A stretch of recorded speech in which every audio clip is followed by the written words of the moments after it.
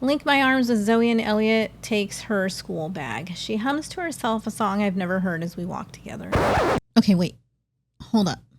That's not what happens next. Oh my gosh. Okay. Future me chiming in.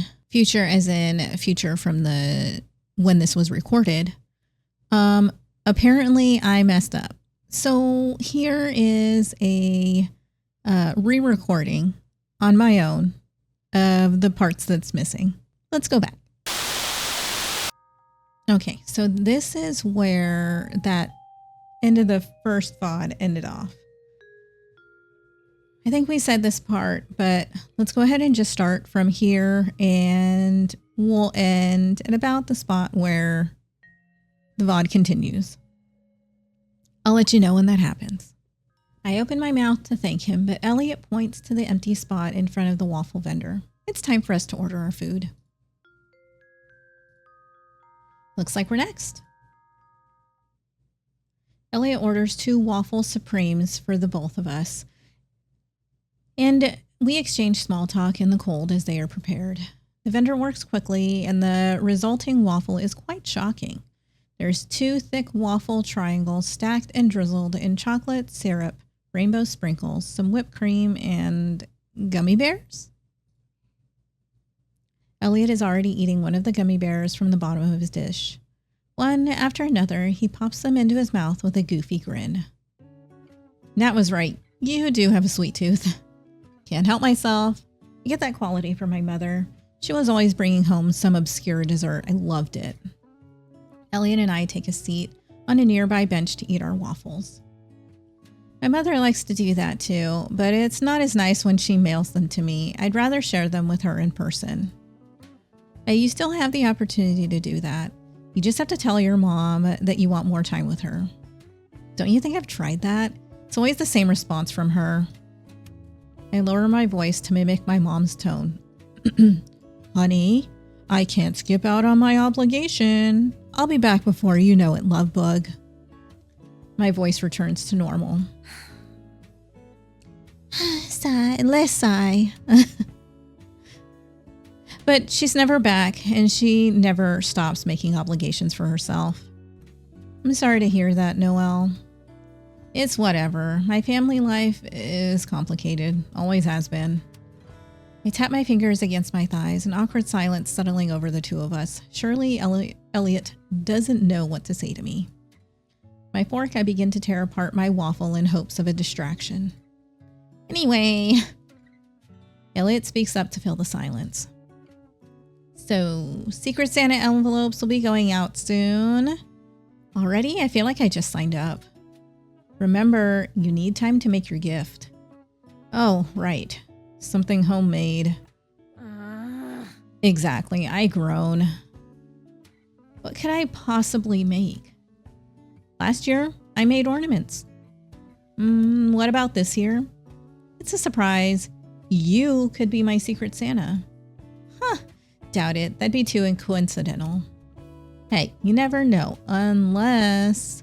Places his fork back down onto his plate. What? Yeah. Oh, what? No, not like that. What? We could open our Secret Santa envelopes together. Wait, no emails or something? An automated system would distribute names faster. Sure, but what's the fun in that? Getting a Secret Santa envelope feels like getting a letter from the North Pole. Okay. Really? In that case, opening our envelopes together feels like cheating, and now we're involving Santa. Well, I figure you don't know any of the locals, so I could help you. I'll reveal my name to you too, because it's only fair.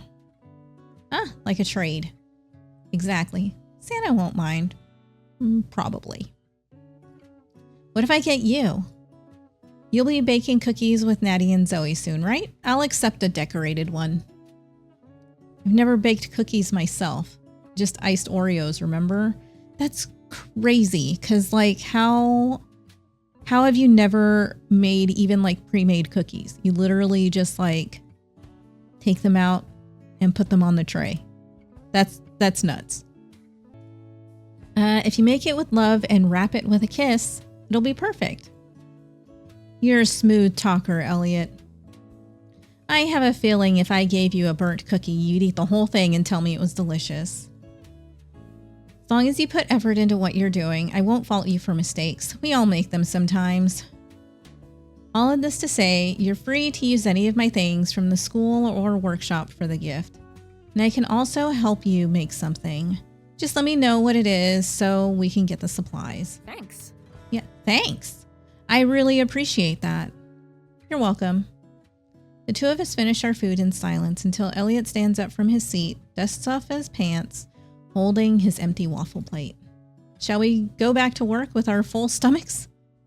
Yes, thanks for the waffle. It was really good.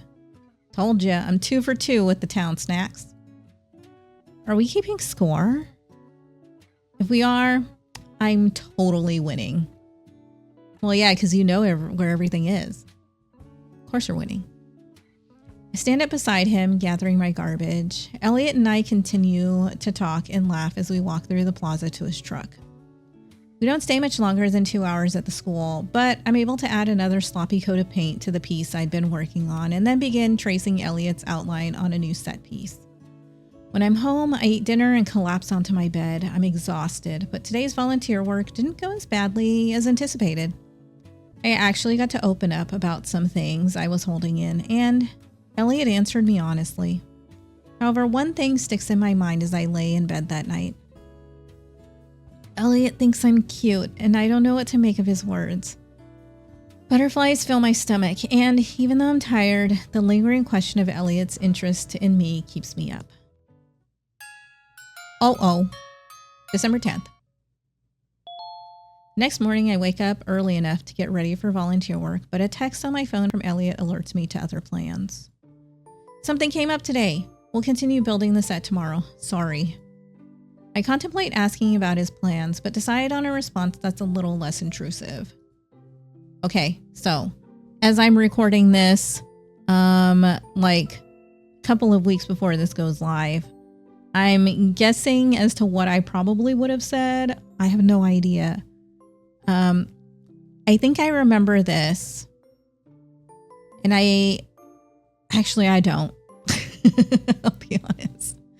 I think if this were me texting, I probably would have said, like, if it was a friend, all right, see you tomorrow. But I also would have written right after, I hope everything is okay. I hope everything is okay. I type my message in and hit send. Now that I'm out of bed, I don't really feel like crawling back into it. After an entire week, I suppose it's finally time to unpack my clothes. I've been living out of a suitcase for a whole week. Oof. Yeah. Natalie's house is starting to feel less like a vacation spot and more like home. I hoist one of my suitcases onto my bed and open it with a frown. Packed quite a few outfits, but none that I'd feel comfortable casually wearing around Hawthorne. Underneath my carefully folded slacks are more pants packed in a similar fashion. As I pick up each pair and refold them, I feel like I'm a maid cleaning a stranger's clothes. These certainly don't feel like mine, even if I remember packing them all myself. Natalie has been nice enough to let me borrow some of her clothes, but how long can I keep mooching off of her? I'll need to get my own wardrobe. Look, this is where you utilize some sites to, trade in your old stuff, get some new stuff, thrift some things. It'll be cute. I head over to the dresser on the far side of the room and open it. The drawer doesn't give right away, but it slides on the track with some force. What the hell? Drawer is full of sports magazines. It's gotta be at least 15 in here, all with different women wearing a similar bikini in varying colors. What sport are they supposed to be playing? Girl, you are not jealous of Sports Illustrated. I'm gonna oogle too, okay? Jeez. I ask myself out loud. This was a room Elliot often used when Tyson was still alive, so it's likely these magazines belong to him. Unless every girl is a swimmer, I don't think Elliot is interested in the sporty aspect of the magazine. Okay, and? So? What's wrong with that? I guess I just don't see what's wrong with that. I scrunch up my nose at the thought, realizing that if those girls are his type, I definitely don't have a chance with him. That's not what that means. Okay, whatever, girl. Wait a second. My breath hitches in my throat. Why do I care if I'm Elliot's type? It shouldn't matter. We're friends. I shoot a glance at my phone. Most likely, it's a text response from Elliot. Everything is fine on my end. Got a side job that's pretty urgent. Hope you're okay too. Smiley face. I stare at the message, my heart racing. I don't know how to respond, so I leave the message on read and place my phone on the top of the drawer. This is where, okay, you get your phone out. Then you just give it a little heart. Put the stack of Elliot's magazines aside in case he still wants them, and then tuck away my own clothes in the dresser. This was a guest room that Elliot stayed in. I wonder what else he left in here. The room is tidy, but I'm not sure if that's his or Natalie's doing. I shoot a text to Nat letting her know about my canceled plans with Elliot, and then sit on the bed. I want to go out and buy some clothes, but with what money? Need a job. Can't stay home and relax like Nat suggested. The thought anchors me, and I grab onto a pillow, pulling it toward my chest. Feeling of helplessness overtakes me. Wasn't happy in the city, but Dad was right. I had money and a place of my own. Wait, but didn't we sell all of our stuff? And then come here? Even if we bought like a couple of cheap suitcases, you'd think there would still be something left over. You could totally go thrifting. What? Even Mom had a job to fund her first wild adventure around the globe. I opened the banking app on my phone for laughs, and it met with a mere $20.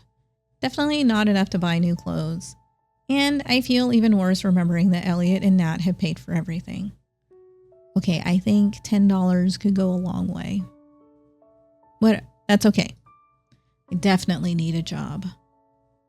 At some point. Not a volunteer opportunity, but something that'll give me a decent salary. Despite my earlier conversation with Nat about our father, I don't feel very reassured. I feel shackled by a different set of chains. My own anxiety is crushing as I think about what I should be doing in my future. Another message from Elliot lights up my phone, and I'm almost too eager to open it. I'll be done in an hour if you want to hang out. Thought of hanging out with Elliot is a nice one, but it also tastes sour in my mouth once I realize he'll be paying yet again for me to go and do something with him.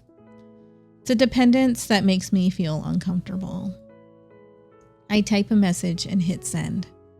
I'm cleaning right now, and then I'm going to pick Zoe up from school today. Sorry. Girl, what is your problem? He responds back right away. No worries, catch you another time then. Feel terrible turning him down, but even worse about myself as I lay my head down onto the pillow and shut my eyes.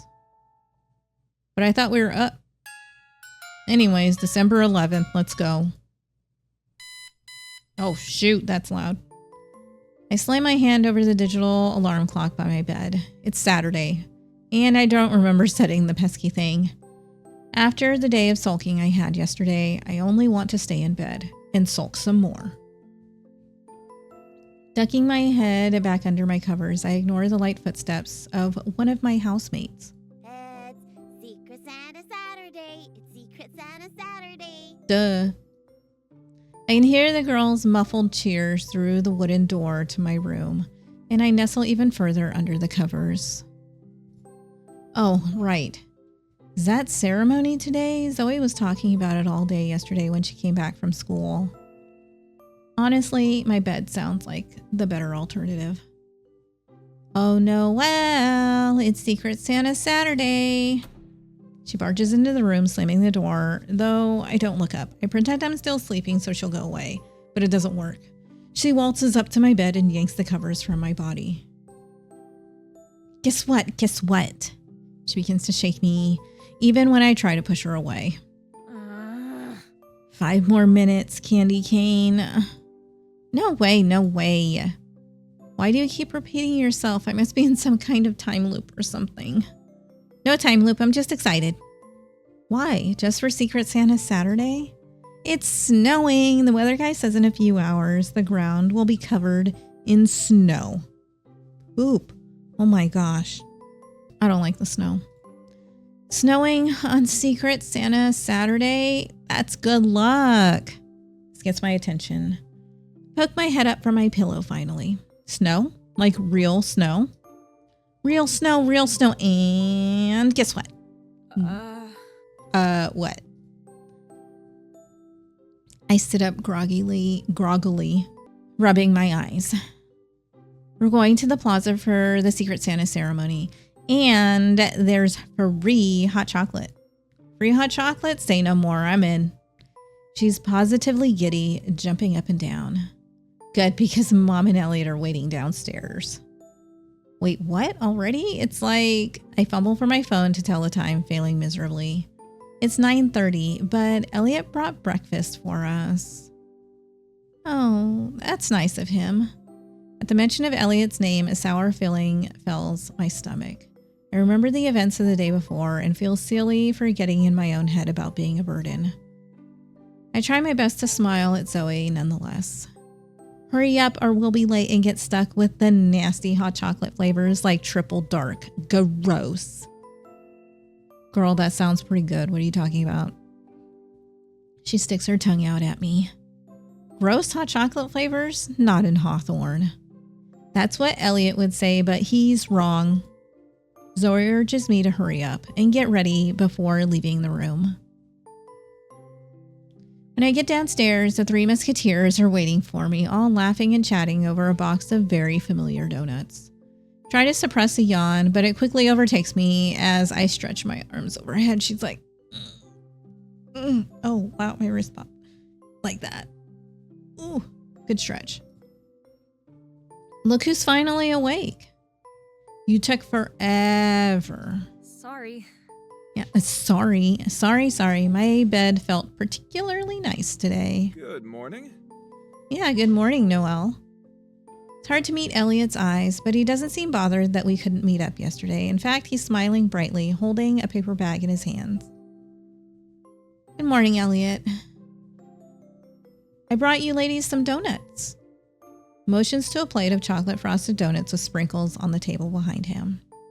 Wait, no varieties? What's going on? Oops, I gotta have like a pink sprinkle and a jelly. I'm not very particular about the jelly, but that's what I gotta have. And this. He holds the bag in his hands out to me. What's this? Ellie got us all gloves for the snow. So pretty. Why? I blurted out without thinking, a feeling of uselessness rising within me again. Buying a present is the last thing I want Elliot to do. Yesterday, I canceled our workday because Mrs. Tenner asked for a favor. She had a leak in her shop and needed it fixed as soon as possible. She gave me some store credit. I thought you guys would get more use from her clothing than I can. Thanks. Thanks? No, thanks. You should wear them now. It's snowing. I know you don't have any winter gloves with you. I'm good. My answer is sharp, slicing my tongue as I say it. Elliot frowns, and I turn my head to the side to avoid his disappointed gaze. Elliot went out of his way to get these gloves for us. You didn't even bother to look inside the bag. Natty, it's okay. Elliot rubs the back of his neck, and Zoe jumps in between us. No fighting. You can't be mad at each other. So we're not mad at each other. Right, Noel? Not mad. I confirm with a short nod of my head. I'm more embarrassed than anything, my pride getting the best of me. Girl, I swear, you're kind of the worst. Elliot is still frowning, but Natalie looks angry with me. I mean, maybe not right there, but yeah, I am too. Good, because I need you both to help me rehearse for the play. I've been practicing at school with my class, but I still have to memorize my lines. Sandy G is going to be so jealous when she sees that I'm a better Christmas ghost than she is. Is she still bothering you? I welcome the change of topic. She's always bothering me. Sandy thinks she's so cool, but newsflash, she isn't. I can talk to her father. We went to school together, you know? No, wait, I'm not a tattletale. I can handle her. Zoe flexes an arm muscle. She's like, I can beat this girl up. No, don't do that. I've already talked to her mother and nothing gets done with that one.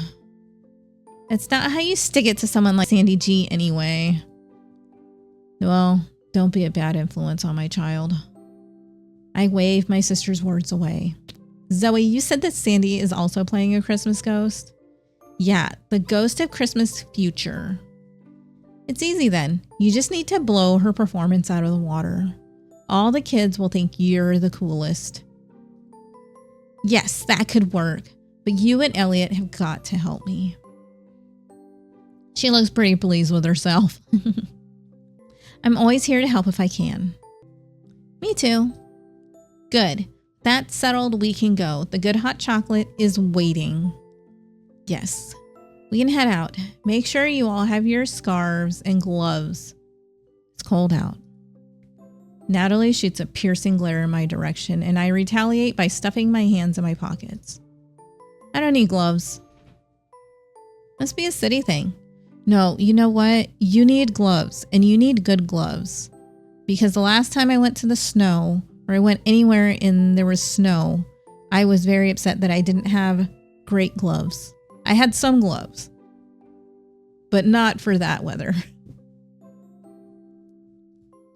Natalie rolls her eyes and flicks my shoulder. It's a Noel thing. She's stubborn. No complaining if your hands get cold. Whatever, Mom. There's an edge to my voice that I know she doesn't appreciate. Yeah, because you're being a jerk.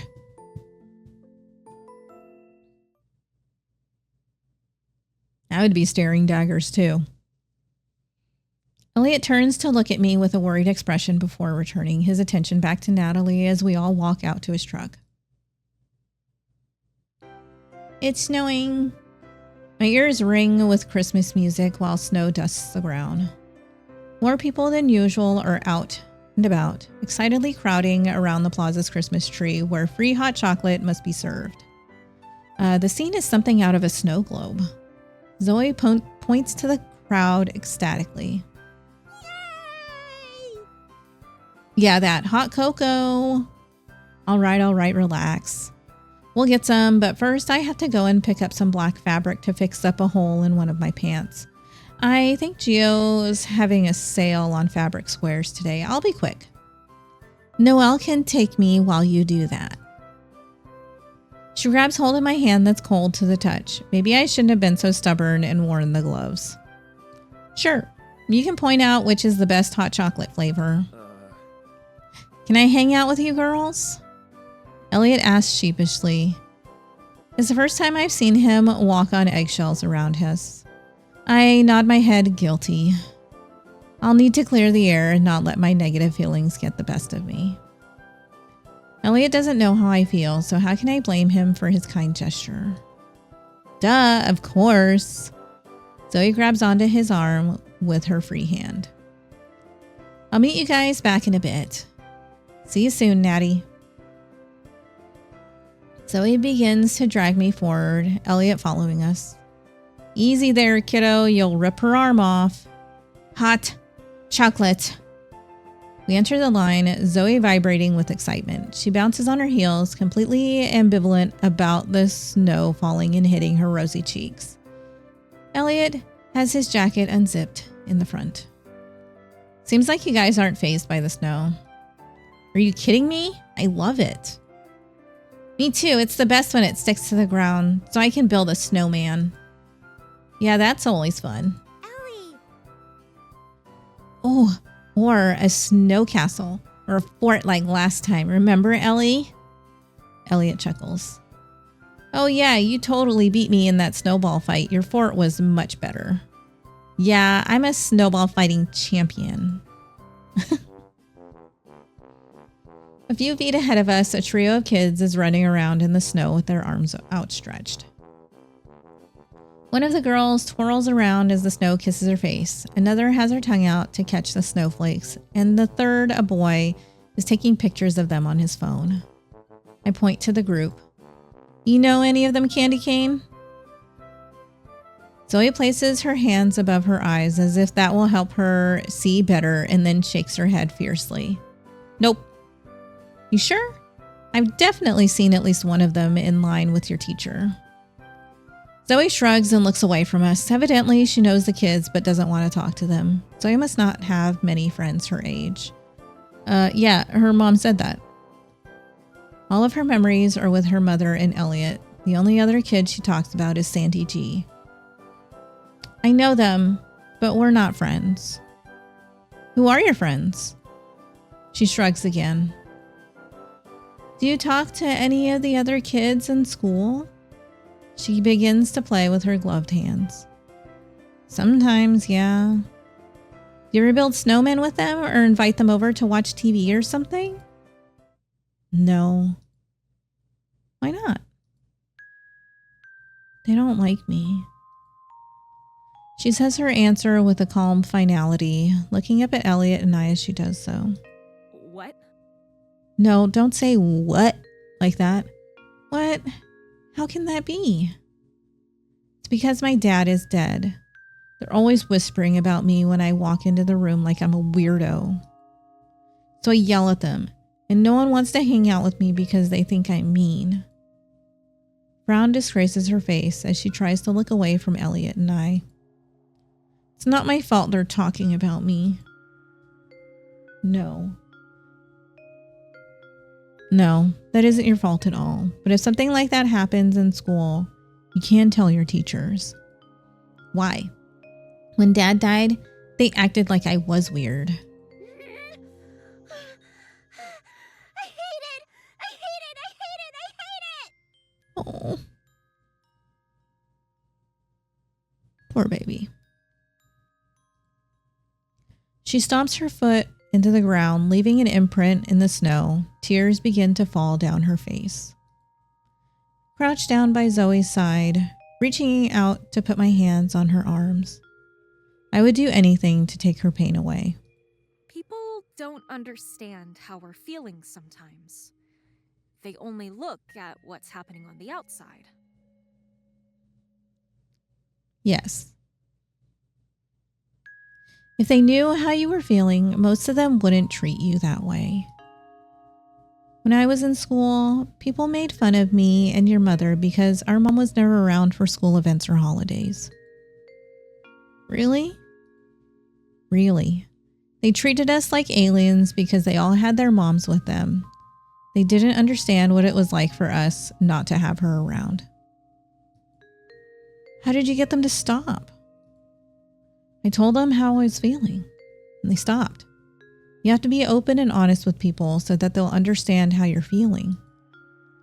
No one can read minds, so they won't be able to know what you're thinking.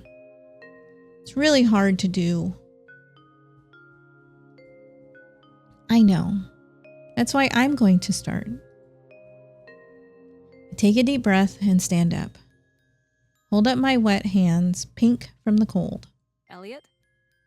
I'm not going to say Elliot like that. Elliot. Noel. Noel. He raises a brow as he watches me. Sorry. I'm not going to say sorry like that. Sorry I was rude about the gloves earlier. It was really inconsiderate of me. Turn to Zoe slightly as if this was a play, and I'm giving her an aside. This is where you tell the person why you did what you did, so they can understand it and not think you're some jerky person. Watch. I flip back around to an amused Elliot who was fighting to keep a serious face. Yesterday I was in a bit of a funk because I realized that you and Natalie are buying everything for me. I feel like I'm being a burden. So when you gave me the gloves, my voice trails off. Zoe is right. This is hard. You felt like a burden. Exactly. Shouldn't need to worry about me. I should be able to take care of myself. I'm an adult. Zoe is going to see the fraud that I am. Not a successful businesswoman, but a poor girl without a job to support herself. I understand the way you're feeling, but I didn't buy the gloves because you don't have money. They made me think of you, so I bought them as a gift. Each of you got a different design that I think suits your personality. The pink and yellow stripes for Zoe, maroon for Nat because she's a beige mom, and yours will be a surprise for later when you're back at home. I frown. I feel like an idiot. Don't. We all have negative feelings sometimes, and that doesn't make us stupid or dumb or idiotic. Just communicate your feelings with me and we can work it out. I will next time. I'm sorry. I hear her applause from behind me and turn to see Zoe clapping, cheeks damp with drying tears. That was so nice. Do you think you can try that, Zoe? Her gaze falls onto the trio of kids and shakes her head with a frown. Not today, but I'll practice at home and try. That's my girl. Hold her into a tight hug, and Elliot puts his arm over the both of us. Hey girls, I'm going to get us some hot chocolate, all right? Zoe pulls away from me and begins to wipe her eyes. Do you know what flavor I like? Classic milk chocolate and red velvet for Noel, right? Oh, my drink order when we met. You remembered? Yes, like that. It wasn't that long ago, you know? Kind of feels like it. It does, doesn't it? Talking to Elliot feels like talking to a childhood friend, even though it's only been 2 weeks since I arrived in Hawthorne. Hurry up, Elliot. Yes, hot chocolate. He holds his arms up in front of him in defense. Zoe laughs and he ruffles her hair before jogging off to fetch hot chocolate. She smiles at me, a small one, but it's enough to melt my heart. It's not long until Natalie joins us again, holding a small gift-wrapped box. What do you have there? Oh, just a little something I purchased for us on my way back. Something tasty and delicious. Zoe takes a large sip of her hot chocolate. Maybe. Truffles from Fancy Sweets. Of course you know what these are. Those truffles are so good. Did you get the holiday flavors? Yep, gingerbread, peppermint, mocha, and I think jelly. Dibs on peppermint. What if we want peppermint, huh? The young girl places her hands on her hips. You don't like peppermint, love? But Noelle might. What about her? If Noelle wants it, she can certainly have it. Wow, Elliot going back on his dibs? Gasp. She teases him, placing an arm on his shoulder. We can share the peppermint. I'm pretty sure this is what I said. We can share the peppermint. You can have the peppermint truffle, Elliot. If you want to try it, then by all means. No, you called dibs first. Wait, didn't I just say we could share? Elliot takes a bite out of the truffle and then holds the other half out to me. Okay, thank you. Whew. I don't have cooties. I promise. Oh, thanks. Before I can finish my thought, Elliot plops the truffle into my mouth with a smirk. Oh. Ew, gross. Are you feeding her? Zoe sticks her tongue out and I shield my face to cover the blush I feel creeping up on my cheeks. This way, Noelle doesn't have to take her hands out of her pockets and can stay warm. You're welcome. I'm too embarrassed to say anything as I chew the truffle. I notice Natalie wink at me from behind Elliot. She's like, yeah, get it. Spending time with Elliot, Natalie, and Zoe puts a smile on my face. Never imagined that I'd get to spend time with my older sister and her child years later. And Elliot, he's a lovely man to have around. There's no trace of my feelings of self-doubt and helplessness from yesterday. Booming voice silences us as someone calls for everyone's attention over the speakers. Here, I'm going to go ahead and save.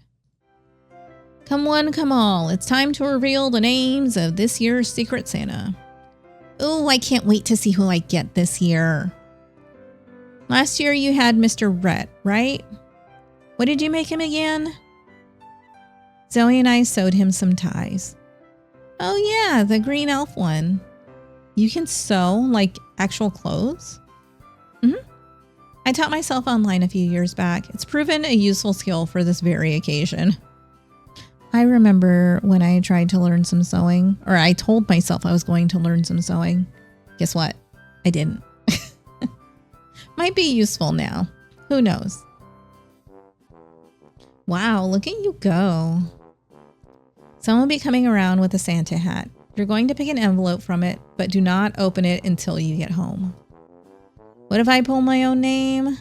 It never happened before, but I guess you can swap with someone. It's not against some kind of ancient Hawthorne rule. He rolls his eyes. I think the Hawthorne elders would forgive it on the one occasion, so everyone can get a gift. The announcer speaks over our conversation. This is Secret Santa after all. Let's keep our chosen names to names a mystery until the day of the Christmas festival. The Christmas festival? It's held a few days before Christmas Eve. It's basically a party in the town square with snacks, a Christmas play hosted by the school, and the gift exchange. Oh, sounds like fun. Yep. And that night we can bake cookies for Santa with the kit Elliot got us. Yay! I can't wait. Thanks so much, Elliot. Thanks. Yeah, thanks. Knowing he's doing all of this because he cares about me and my family puts my insecurities at ease. I flash him a smile, which he returns just as eagerly. Santa hat comes around and Elliot, Natalie, and I pick our names. Zoe has her own Secret Santa event at school with the other children, so she doesn't put her name into the pool. Envelope, gold with green trimmings, is held close to my heart. Natalie has already slipped hers in her purse, and Elliot's has gone into his shirt pocket. When I lock eyes with the man, he winks. A signal to remind me that we plan to open our envelopes together. Natalie? Zoe? A woman from a few feet away begins to wave at the pair. She's tall with short brown hair and a very vibrant way of dressing. That's one of the members of the PTA board. She's probably going to talk to us about the show. Sounds like our excuse to escape, Noel. Elliot nudges my side with his elbow. He's like, bro, let's go. Yeah, it wouldn't be a bad idea. Zoe and I can catch up with you guys. Where are you headed? Market. I need to pick something up. And Noel can help me. I have a feeling if I stay around with Natalie, she'll end up introducing me to everyone in town. And that's a headache I don't want to experience right now. Sure, whatever you need. All right, see you too soon. As the PTA member approaches Zoe and Nat, Elliot and I slip away towards the holiday market, the snowfall beginning to pick up. Snow falling in the park is even more beautiful than the plaza. Despite the chilly weather, people are still walking around with smiles. Can't believe this goes on even with the snow. It's just a little snow. This was a city, everything but work would be shut down. Streets would be a mess and everything, including the sidewalks, would be sloshy. The scene here is picturesque. Snow dusting the trees. Maybe I should take a picture and post it on BookBook. I fumble for my phone in the pocket of my jacket. Trying to show my siblings I'm alive without reaching out to them directly. For all that earlier talk about communication, I'll admit, I'm a little scared. Baby steps. Exactly. Give me your phone, and I'll take a picture of you in the snow. You can show off to your family what you've been doing. Maybe it'll open up some conversations. We don't have time. You said you wanted to get something, right? Oh, that was just an excuse to spend more time with you. Even after I was so rude to you? I'm just happy you aren't mad that I canceled our plans yesterday. Is that why you thought I was being rude? Yeah, I got nervous. I thought I upset you. No, I'm just in my own head all the time.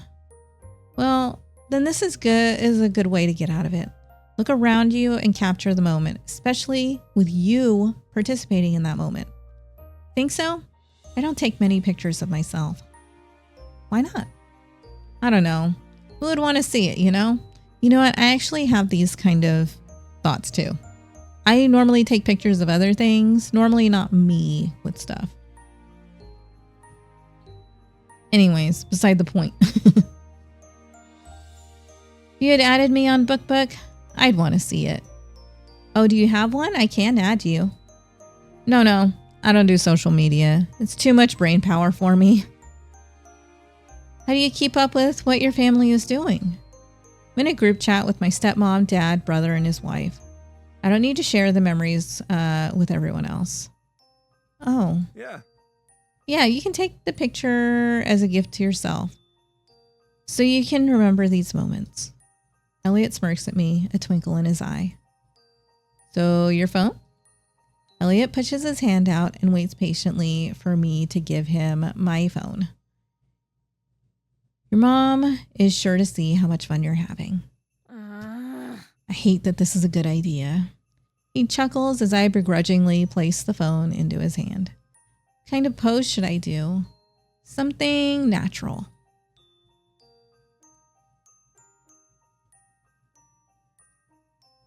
A simple smile, arms stretched wide, hand on hip. Okay, how millennial are we? Hand on hip, arms stretched wide. Not that millennial. Let's go with just a simple smile. I'm pretty sure this is what I chose. I give a simple smile and Elliot snaps the picture. However, as he looks at the result, he shakes his head. There's something missing. Like what? You have to show that you're genuinely happy, not just posing for a picture. Otherwise, when you look back on the moment, you're going to wonder if you were really having a good time. I don't know how to do that, Elliot. That's embarrassing to say aloud. Don't worry, I'll show you. He holds up my phone and touches the screen, flipping to the front camera. The cool kids call this a selfie, yeah? I'm taking a selfie now? No. We're taking a selfie. Exactly. Squeeze in tight or we both won't make it into the frame. Elliot holds the phone horizontally with his right hand and uses his left to pull me closer. His hand settles on my arm in a light grip. He's wearing a big smile that I can't replicate with my reddening cheeks.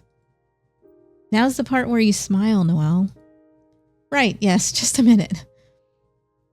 I take in a deep breath to distract from the proximity of Elliot. We're so close I can practically feel his breath on my cheek. There's a faint smell of peppermint that wafts from his gray jacket, cool and refreshing. It's fitting, honestly. My smile is awkward, but it's genuine. I'm happy that Elliot is with me. Cute. Elliot taps the screen a few times, pulling away from me. Turns the phone to show me the picture. My gosh, I look so goofy. You look cute, Noel. Oh. Me? No way. Yes way. Yes way. Look how you brighten the whole picture with your smile. I think I'll be able to smile more in Hawthorne with you around. Exactly. That's what I like to hear. We'll keep making memories together. He hands me back my phone. Can you text me that picture? Sure. Thanks. I'll save it as your contact photo, so every time you call, it won't be that default blob anymore. Oh, that's a good idea. I'll do it too. Thanks, Elliot. Pleasure is all mine. Elliot leads me away from the park's entrance and to a nearby bench. The seat is slightly wet, but I barely feel it through my jacket. Instead, the chief sensation taking over is a warmth when Elliot is next to me, so much so that it's easy to forget it's a chilly day. Now what? Since you don't have anything to buy, what should we do? We can open our Secret Santa envelopes. Didn't the announcement say not to open them until we're home? It also said not to share your name with anyone, but we're already breaking that rule. What's another one? I guess you're right. I'm just nervous to see who I'll get. That's all the fun. You go first. No, you go first. I can, but it won't make much of a difference since you don't know anyone in town. Still, I don't like the pressure. How about we open it together? Deal. The envelope feels light in my nervous hands. I shake it, but naturally it makes no noise. It's just an envelope with an enclosed name. On the count of 3, I nod. 1, 2, 3. Both open our envelopes, except when Elliot does it, small green leaf flutters to the ground. Both of us look to the foliage and then back at each other. Oh my goodness. What? What? That's the mistletoe. That's not mistletoe. That's an evergreen leaf or something. Elliot kneels down to the ground and picks up the leaf in question, now wet from the snow. The red bow around its stem is unmistakable. A bunch of mistletoe wouldn't fit in an envelope. Doesn't matter anyway. That means you have good luck or something? You're going to have good luck. I'm giving it to you. He hands over the mistletoe. That's not how it works. It's your good luck. You opened it. There's no rule saying you can't transfer the good luck. Likewise, there's no rule saying you can transfer the good luck. We bicker before settling on the fact that neither of us are budging. One of us, both of us, or neither of us are getting good luck this upcoming year. Who did you get, Elliot? Let's do yours first. I hand him my paper with shaking hands. Don't be nervous. Easy for you to say. You literally make things for a living. That laugh. Elliot laughs as he fumbles with a crinkled green paper. Let's see. Moment of truth. Elliot slowly and carefully unfolds the paper. Bernadette Greer. That name sounds familiar. Where have I heard that name before? Elliot smirks, handing me the paper. That's Sandy G's mother. Oh, that rotten little girl's mom? Wow. Hey now, it's Christmas. So, she raised a Scrooge who's bullying my niece. Gotta follow your own good advice and be a role model for Zoe. She sees you fighting Bernadette when you told her not to do that. What will that teach her? That I'm a hypocritical jerk. Which you're not. Zoe knows you to be a dependable and honest aunt. Debatable. Zoe thinks I'm the coolest, which isn't true. Noel, you are the coolest. Okay, maybe Noel, you are the coolest. Again, debatable. I've got some pretty good evidence on my side. More credible than me getting blacklisted from every big corporation in the area? Yeah. Impossible. Cross my arms over my chest. I need to hear this. You had enough courage to leave the city, whether you had to or not, and come here to make a new life. How many people can say they were able to jump into a new life like that? That shows some incredible bravery. It's not that great. It's pretty great.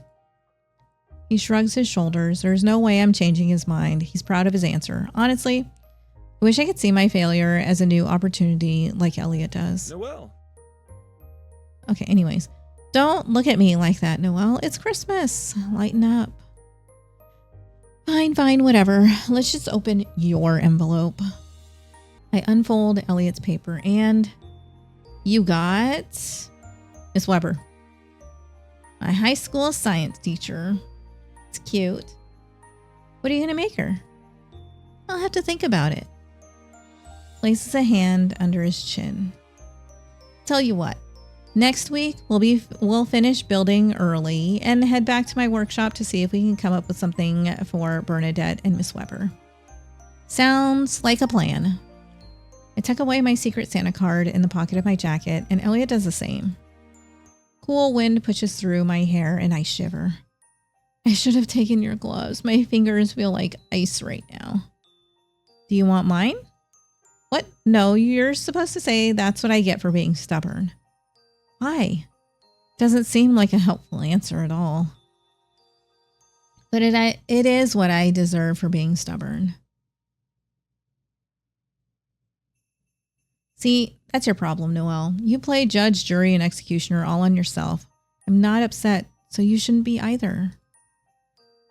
But now you want your hands to be cold because I don't have gloves, which could have been avoided. There's another solution, a pretty simple one. Elliot takes my hands in his and gives them a light squeeze. My face is heating up more than my hands at the moment. Body heat. It's science. Yes, right. The thought of him calling me cute spreads through my mind, only to be roadblocked by images of the women in his sports magazines. I agonized over not looking like them, yet he thinks I'm cute. Elliot said communication is important, so I may as well ask him what's on my mind.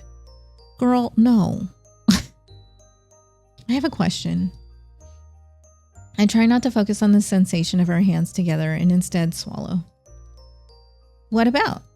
You mentioned that you used to stay in Natalie's guest room back when Tyson was alive, and I was putting away my clothes in the dresser when I found some of your sports magazines in a drawer. No way that you used them to learn about sports for guy talk with your father. Every single one had a scantily clad woman on the front of it. Oh my God, I can explain. I was young when I got those magazines. His face is as red as a tomato, but there's nowhere to escape from my gaze. Don't make me say it out loud. What? That you appreciate a woman's muscular figure? Girl, we can all look. What? It's actually adorable how embarrassed he's getting. Timing is perfect for him when we see both Natalie and Zoe approaching. This time, Natalie is eating festive green cotton candy for a change. I love cotton candy. Sorry to keep you guys waiting. The PTA leader has plans for the Christmas play that we had to talk about, and she wanted to ask about the lovely new volunteer helping with the sets. I hope she was complimentary. Zoe? The girl, unusually quiet and frowning, has her gaze fixed on the Christmas tree in the center of the park. Mom, it's the second week of December. We'd have our Christmas tree up by now if Dad was still here.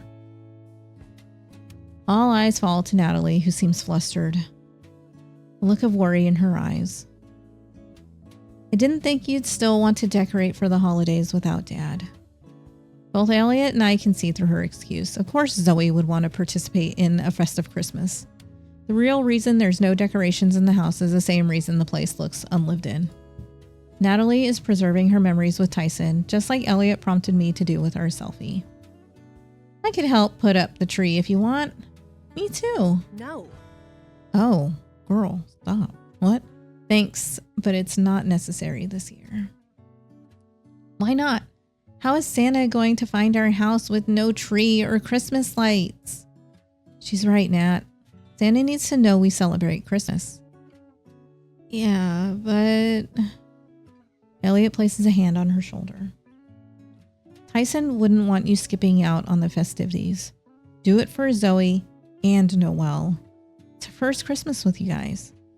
Yeah, for me, I haven't decorated a Christmas tree in so long. Maybe we could get some ornaments while we're here too. Natalie lets out a sigh, but eventually gives in. Fine, we can decorate the tree. Yay! When we get home? Today? I'm sure Elliot has somewhere to be. Nope, I'll come over and help with the tree. Then dinner's on me. You don't mind? Not at all. He looks over to me and smiles. It's the holiday season. We have to make some memories together. Yes. Follow me. Art teacher at school made a stall selling handmade ornaments, and I told her we'd come to see her work. Zoe grabs hold of Natalie's hand and marches off in the direction of the market, dragging all of us in tow. Looks like we better hurry along then and make sure to pick out the best ones before it gets too late. Yeah. With a laugh, Zoe jumps into the air. As much as Nat mentioned her struggling with friends in school, today she is just as exuberant as all the other children in the plaza, perhaps even more so with the surrounded feeling of family. 4 of us spend some time going around the holiday market buying Christmas ornaments before heading home to set up a Christmas tree. Zoe and I sit on the modern couch waiting for Elliot and Natalie to bring the Christmas tree down from the attic. From the sound of it, my sister packed it away pretty tightly with no intention of taking it out this year. However, with a spontaneous suggestion, the Christmas festivities are back on. Yay! I can't wait, yay! Do you guys decorate a Christmas tree every year? Yeah, usually after Thanksgiving, but this year we didn't do it. Why didn't you ask your mother sooner? Because I know she didn't want to put it out. But with you here, she beams at me. I wasn't so scared to ask her. Elliot did most of the convincing. You two make a good team. Think so? She bobs her head with enthusiasm. Never seen him smile so much before. Really? Ain't that hard to believe. Elliot loves to have a good time. Maybe with you. Hey, what are you getting at, Candy Cane? Nothing at all, Auntie Coffee Bean. Right. You know, this room used to have so many different pictures in it, but Mom took them down. She doesn't think I noticed. Yeah. Yeah, I noticed it was looking a little bare, but I didn't want to say anything. You know, I really don't care that Mom did that. Why? Zoe hops down from the couch and walks over to the TV stand. She crouches down by it and tries to open it. Doesn't give right away, and I notice Zoe throws some of her weight into it. When it finally opens, it reveals a drawer full of photos. Huh? I kneel down beside the girl, but she already knows what she's looking for. Zoe doesn't have to rummage long before she finds a picture with a bent right corner. She hands it to me, and I hold it up to the light. It's an old Christmas card photo. Zoe looks to be a little younger than she is now, wearing a red velvet dress with white lace. She's standing in front of Natalie and Tyson, who have their arms over her, dressed equally as festive with a giant candy cane background. Mom thinks I don't know about her picture drawer, but I do. She picks out more photos, each revealing similar scenes to the one I'm holding. Family photos when Tyson was still around. I like to look at these photos sometimes. They don't make me sad like they do Mom. She misses your father a lot. More than a lot. He was her whole world for a long time. I know. I miss him too. But I'm afraid if I don't keep looking at these pictures, I'll forget what he looks like. I don't want that. I think your mom is afraid of remembering. Because remembering will make her heart hurt more. But we'll show her that we can still remember your dad with a smile. Doesn't always have to hurt. Exactly. Pat her head affectionately. Together, the two of us close the drawer and take a seat back on the couch. We don't wait much longer for Elliot and Natalie to return downstairs. Natalie is holding a big box of ornaments and tree trimmings, while Elliot has the 6-foot tree hoisted effortlessly onto his shoulder. The tree! She rushes to Elliot, who smiles down at her. Oh yes, you'll have to help us decorate this bad boy. Lots of surface area to cover. He maneuvers his way through the living room to find an empty spot by the doorway, sets the tree down with relative ease, and spreads out the branches. Meanwhile, Natalie drops her box onto the floor. Zoe runs through the den with the bag of new ornaments we bought. We'll do it like a train. Someone will help me unwrap the ornaments, and the other person will help Zoe put them on the tree. I'll do whatever Noel doesn't want to do. All right, Noel, it's up to you. Consider helping Zoe put up the ornaments on the tree. but I want to talk to Nat about what Zoe has been feeling lately. So I would rather take the opportunity to speak. I'll sort the ornaments with you, Nat. Great choice. Natalie sits down on the floor next to the box of ornaments, and I join her. Thing is huge, filled to the brim with ornaments, garlands, and lights.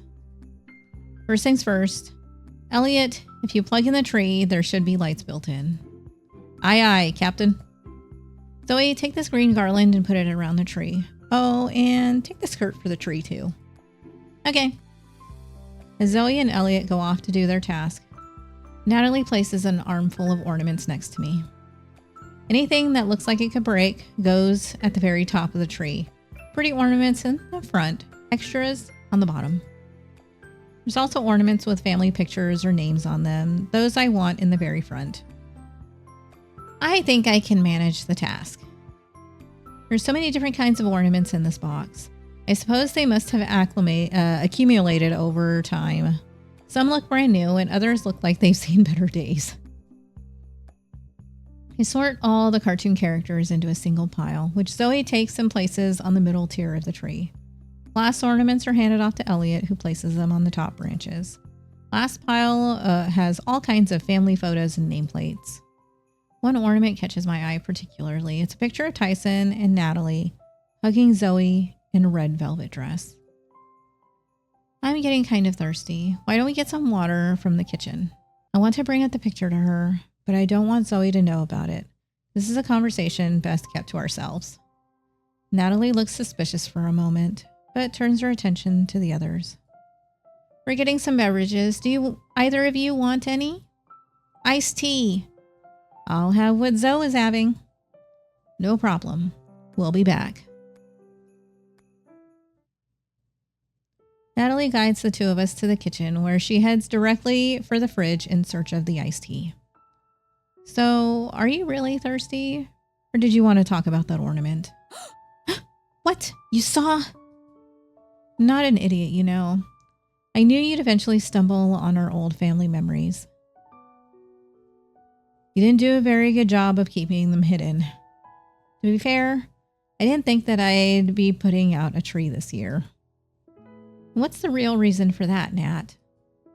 She frowns as she places the iced tea pitcher onto the counter. You know the ornament you were looking at? The picture was taken when Zoe was 1 year old. Wait, this is not the same picture, is it? And she was like, it's not much younger. She's a baby. She didn't want to sit still for the photograph. We had to stay there for a good 2 hours because Zoe just wouldn't let up. Picture came out great though, because Tyson kept tickling her and making faces so she'd laugh. Those were the good old days. Look, you got to resort to these things when you go up to the picture people with your group photo with little kids. They don't want to be there all day. They don't know why they're there all day. But look, you got to make the most of it. You got to make them smile. Tickle. Make funny faces, funny sounds. It works. Speaking from experience. The smile doesn't leave her face despite the sadness in her voice. I remember looking at Tyson as he was playing with Zoe and just thinking, I'm in love with this man. All he was doing was tickling our daughter, but I just knew. I felt it in my heart. He and Zoe were going to be my whole world forever. That didn't work out. That's why I didn't want to put the tree out this year. Tyson loved Christmas, and that tree is a reminder of the past.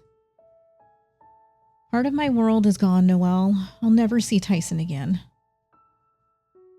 He can still be your world, Nat. I reach out and tap her chest where her heart would be. Not to be cheesy, but... Noel, don't say it.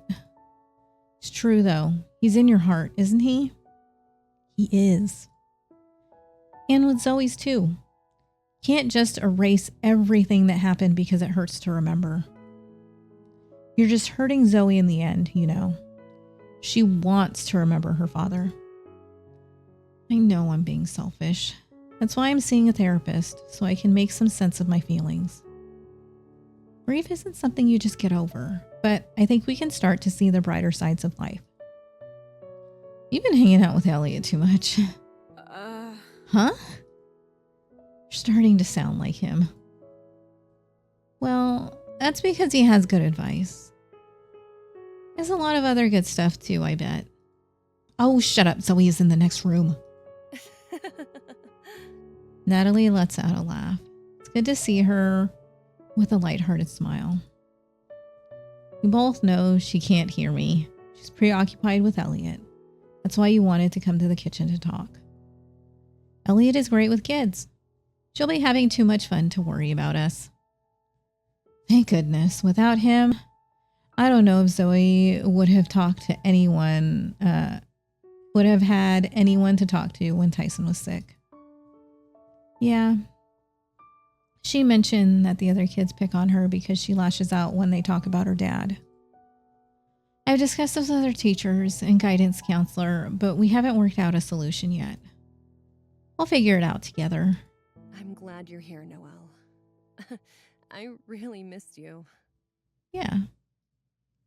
I missed you too. And for the record, we'll also work out your issues with Dad together. Love you, Nat. Love you.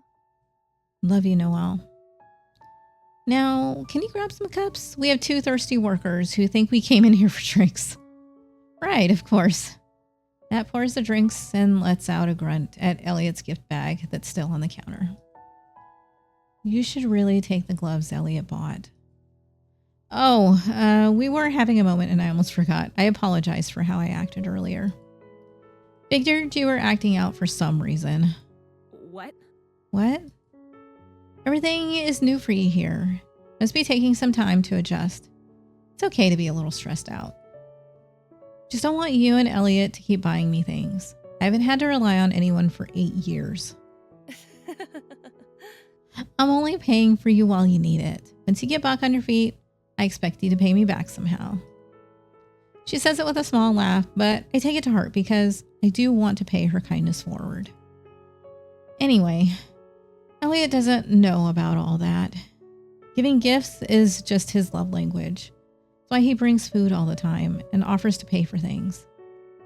It's not because he thinks you're some poor girl who needs help. Love language? What's that? That's how we know you're single.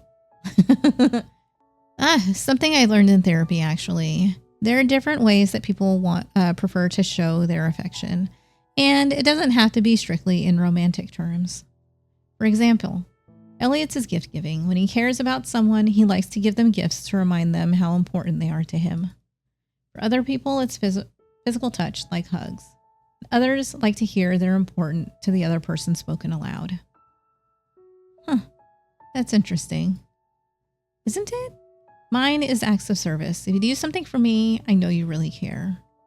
That makes sense. What do you think mine is? It's obviously quality time.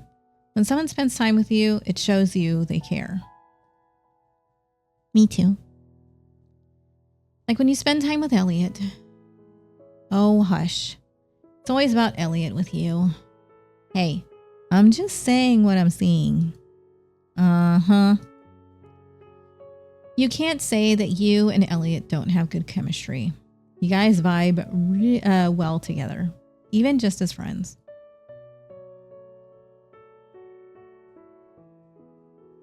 I know I answered this one. Yeah, I noticed it too. Yeah, I think you're right. Elliot and I make a pretty good team. I'm so glad. I didn't want you to come and have no one to spend time with while I was at work. I like having someone around all the time. It's a lot more fun than back in the city where I always felt alone. Like I said, your love language is quality time. Yeah. Anyway, the gloves. Let's see them. A small white paper bag on the counter is accented with light blue tissue paper. Elliot actually put effort into presenting it to me. It's not an offhand gift, and that makes me feel even worse for not even looking at them earlier. You reach into the bag and take out the gloves. They're light brown knitted with the face of a reindeer, complete with a red nose. Those are so cute. Oh my gosh. They really are. Isn't Elliot the sweetest? Said the glove patterns reminded him of us. You got the sophisticated maroon. Zoe got the vibrant pink and yellow. But why a reindeer for me? Because they're cute, just like you? I don't know. You gotta ask him. I hold the gloves against my chest before sighing and putting them back into the bag. I already apologized to him, but I feel like I need to do it again. Whole world isn't out to get you. Can be a little more trusting and gracious here. Trying my best, Nat. It isn't easy. Of course not. But you're doing a great job so far, love. Light knock on the wall stops me in my track as I lock eyes with Elliot. Zoe is getting a bit impatient. I told her I'd check up on you ladies, but feel free to continue whatever it is you were doing. Pouring drinks, obviously. Right, of course. Actually, perfect timing, Elliot. I'll bring the drinks into the living room for us. I think Noel wants to tell you something. Really?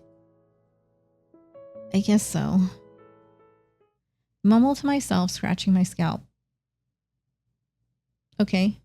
Natalie puts 4 empty cups and the iced tea pitcher on a tray and brings it to the next room. Elliot leans on the open door frame with his sleeves rolled up, and I notice his muscles while trying not to stare. She went, bring, right on that. Chemistry or not, he really is attractive. See, you finally took a look at the gloves. Yeah, thanks. I'm sorry for being a brat about it. Like I said earlier, I don't mind. We all get frustrated sometimes. He's acting like a baby. You weren't. You thought I was giving you things to compensate for you not being able to support yourself. But I don't think money defines a person's success. You're doing fine here, and when you're ready to get a job, you'll be prepared to take on the world. It's just strange, you know? Never had a second to think about what would happen if I didn't have a job. It's a little scary to rely on people like this because I've never had to do it before. It's entirely understandable. New home, new people, new way of living. It's all new and nerve-wracking. Yeah. Yeah. Not a yeah like that. Not yeah. Yeah. Still, I'm sorry for not even giving you a chance. These gloves are really cute. Thanks. I saw them and instantly thought of you. Rudolph? Mm-hmm. The little guy who nobody really understands, but ends up guiding Santa's sleigh when he really needs help. You think that's me? I'm not guiding any sleighs. Right now, I think you're doing that for Zoe and maybe Natty, just by being here. You're a surprise they didn't know they needed. Huh. Never thought about it that way. Family solves a lot of problems, Noel. When they're not causing it, that is. The two of us chuckle, and Elliot extends his hand towards me. We should go and finish decorating the tree. We have 2 very lovely ladies waiting for us. Take his hand. His smile is warm and contagious, and I can't help but return it as the 2 of us head back into the living room. December 13th. When Monday rolls around, I'm more than a little eager to jump out of bed and head to Zoe's school. Not because I'm dying to finish working on sets, but I do want to spend more time with Elliot.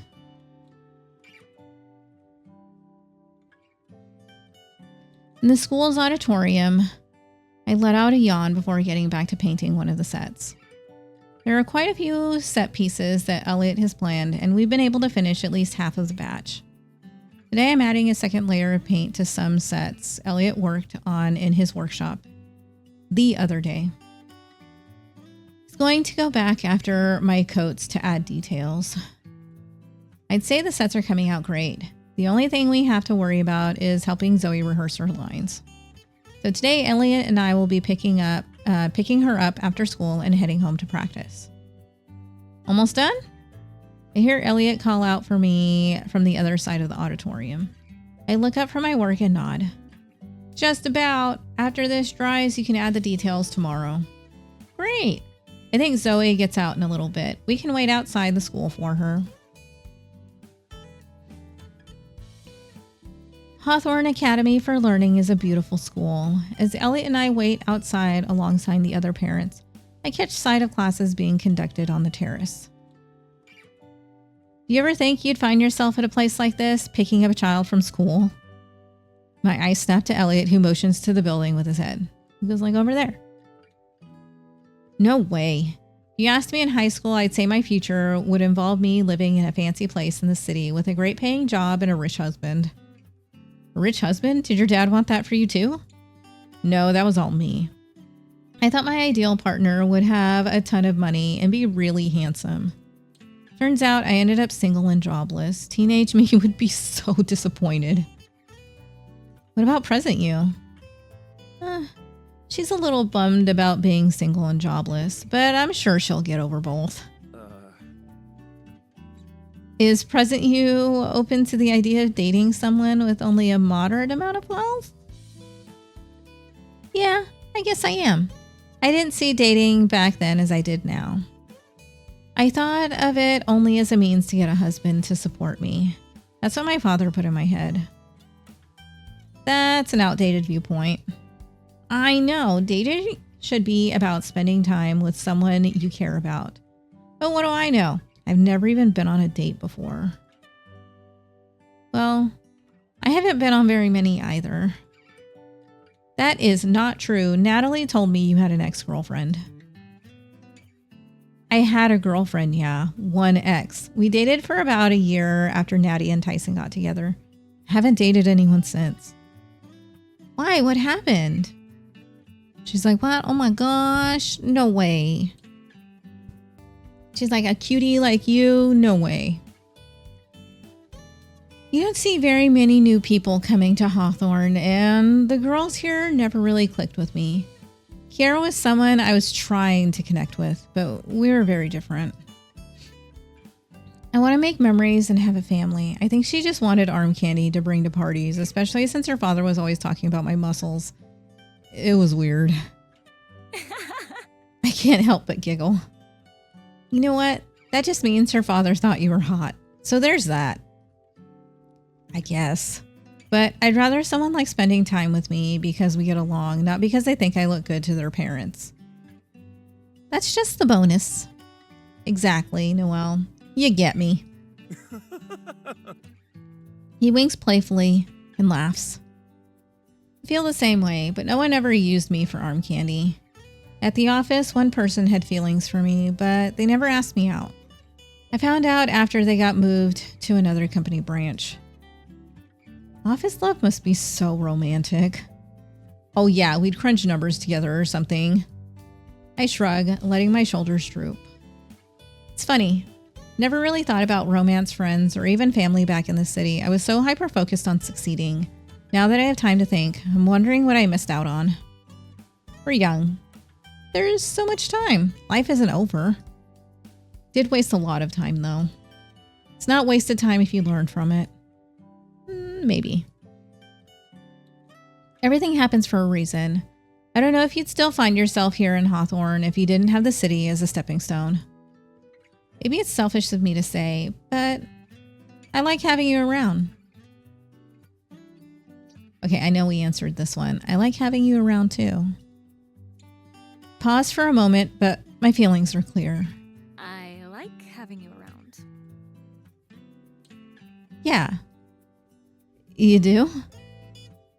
He looks nervous that I've said this, and his eyes dart away from mine. How can he so confidently say how he feels about me, but when I return the sentiment, he gets nervous? I thought it was obvious by now. I'm going to cherish that. Zoe's class exits the building, and I catch sight of her curly hair. She stands in the back of the line, away from the talkative crowd of kids the teacher is trying to silence. Zoe holds her backpack straps tightly, eyes downcast on the floor for a moment. The teacher instructs the students to look out for their guardians, and Zoe obliges, hesitating. She looks around for Natalie, though when she sees Elliot and I, her eyes light up. There's our girl. Ellie! Auntie Coffee Bean, Ellie! She waves her arms wildly, ignoring the concerned looks of her classmates. Oh God, the nickname. Relax, Noel. It was one time in 5th grade. He chuckles as he says this, earning a glare from me. Turn to Zoe and I wave back as Elliot walks over to sign her out. Clearly, he's done this more than once. After a few moments, the pair walk back towards me, the young girl chatting about something. And then I said I wasn't going to forget my lines. That's what we're here for today. Noel and I are going to help. Sandy G is going to regret being the ghost of Christmas future. Hey now. While I agree with the sentiment, I feel like I should probably step in and say something. Be a good role model for the girl. You should be doing your best on stage for yourself, not for Sandy G. I guess. The rest is just a bonus. See Elliot's lips upturn into a smile as I repeat what I told him earlier. You come first, Candy Cane. I'll consider it if you promise to stop calling me that. Absolutely not. Let's meet in the middle here. You just shouted Auntie Coffee Bean in the middle of the schoolyard. That sounds like middle ground. Hey, you use the nickname too. I can just come up with a new nickname for her, like City Girl. No. We're talking about Zoe now, not me. Whatever, Auntie Coffee Bean. You know what? We're not getting food on the way home if you keep it up. No fair. Exactly. She seems to contemplate it for a minute. Okay, fine, sorry. I link my arms as Zoe and Elliot takes her school bag. She hums to herself a song I've never heard as we walk together. Okay, this looks like where we ended off for the next recording. So everything you see after, this was from the stream. Enjoy. Link my arms as Zoe and Elliot takes her school bag. She hums to herself a song I've never heard as we walk together. She's like, it's the latest and greatest new song. She's probably like, this song is so skibbity. And you're like, no, please don't. Before I know it, we've arrived at his truck, and Zoe climbs into the back seat. She motions for me to join next to her, and for a moment, I can't help but think that this is what it could feel like to have a future of my very own. After an hour and a half of practice, Zoe is growing more and more frustrated with memorizing her lines. Try the line one more time. Ugh, this is not working. The girl collapses onto the couch with her arms outstretched toward the ceiling. Elliot looks on with a pitiful smile as he tries to encourage her.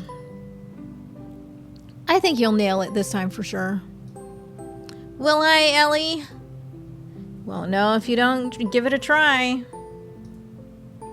Fine. She clears her throat, though doesn't bother to get up from the couch. Would you put out my light? Not quite. I can't remember the line. Frustrated, Zoe puts her hands over her eyes. How did you memorize lines in school plays? Sorry. Sorry, I'm doing the best I can to help. I was never in a school play before. Not even when you were little? Nope. I hated being on stage and in front of so many people with their eyes on me. You know what? Me too. But I was in a play because I don't think I had a choice. It was like for my grade.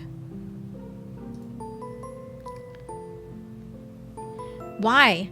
I think it's so fun to perform for people. I don't know. I guess I was embarrassed of what would happen if I messed up. I didn't want my classmates to laugh at me. It was silly back then. It's not silly. I think I can't remember because I'm nervous about Sandy G. She rolls over on the couch to face me. What if she tells everyone I'm really bad? Can't let what your classmates say ruin your fun. Besides, they'll see for themselves how good you are. Yeah, but what if I mess up on stage? Her voice falters. Oh, I didn't read that right then. I was going to read it again, but what if I mess up on stage? Reach out and grab her hand, giving it a gentle squeeze. You know what your grandmother used to tell me all the time? She shakes her head. She's like, no, what? Nervousness is just a bug that you need to squish. So come on, stand up. Jump to my feet and usher the girl to follow suit.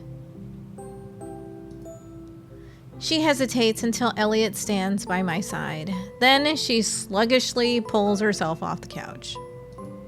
What are we doing? Squishing the bug. That laugh, that's a good laugh. Noel, the bug exterminator. Elliot chuckles. He should have done it again. Okay, picture the nervousness as a nasty bug crawling across the ground. The most grotesque, mean, venomous bug ever. Okay. No, not like that. You need some energy. Picture that bug. Point to the ground in front of her, and Zoe takes a deep breath. Long antennas with a million legs. It's growing bigger and bigger with each thought you have about the play. Do you see the bug? I see the bug. Elliot is watching me curiously. This is the same routine my mother used to get me over my nerves. And it often helped. Not because of the bug skit, but because I knew she was there. Oh, hi, Cheese. How are you? How have you been?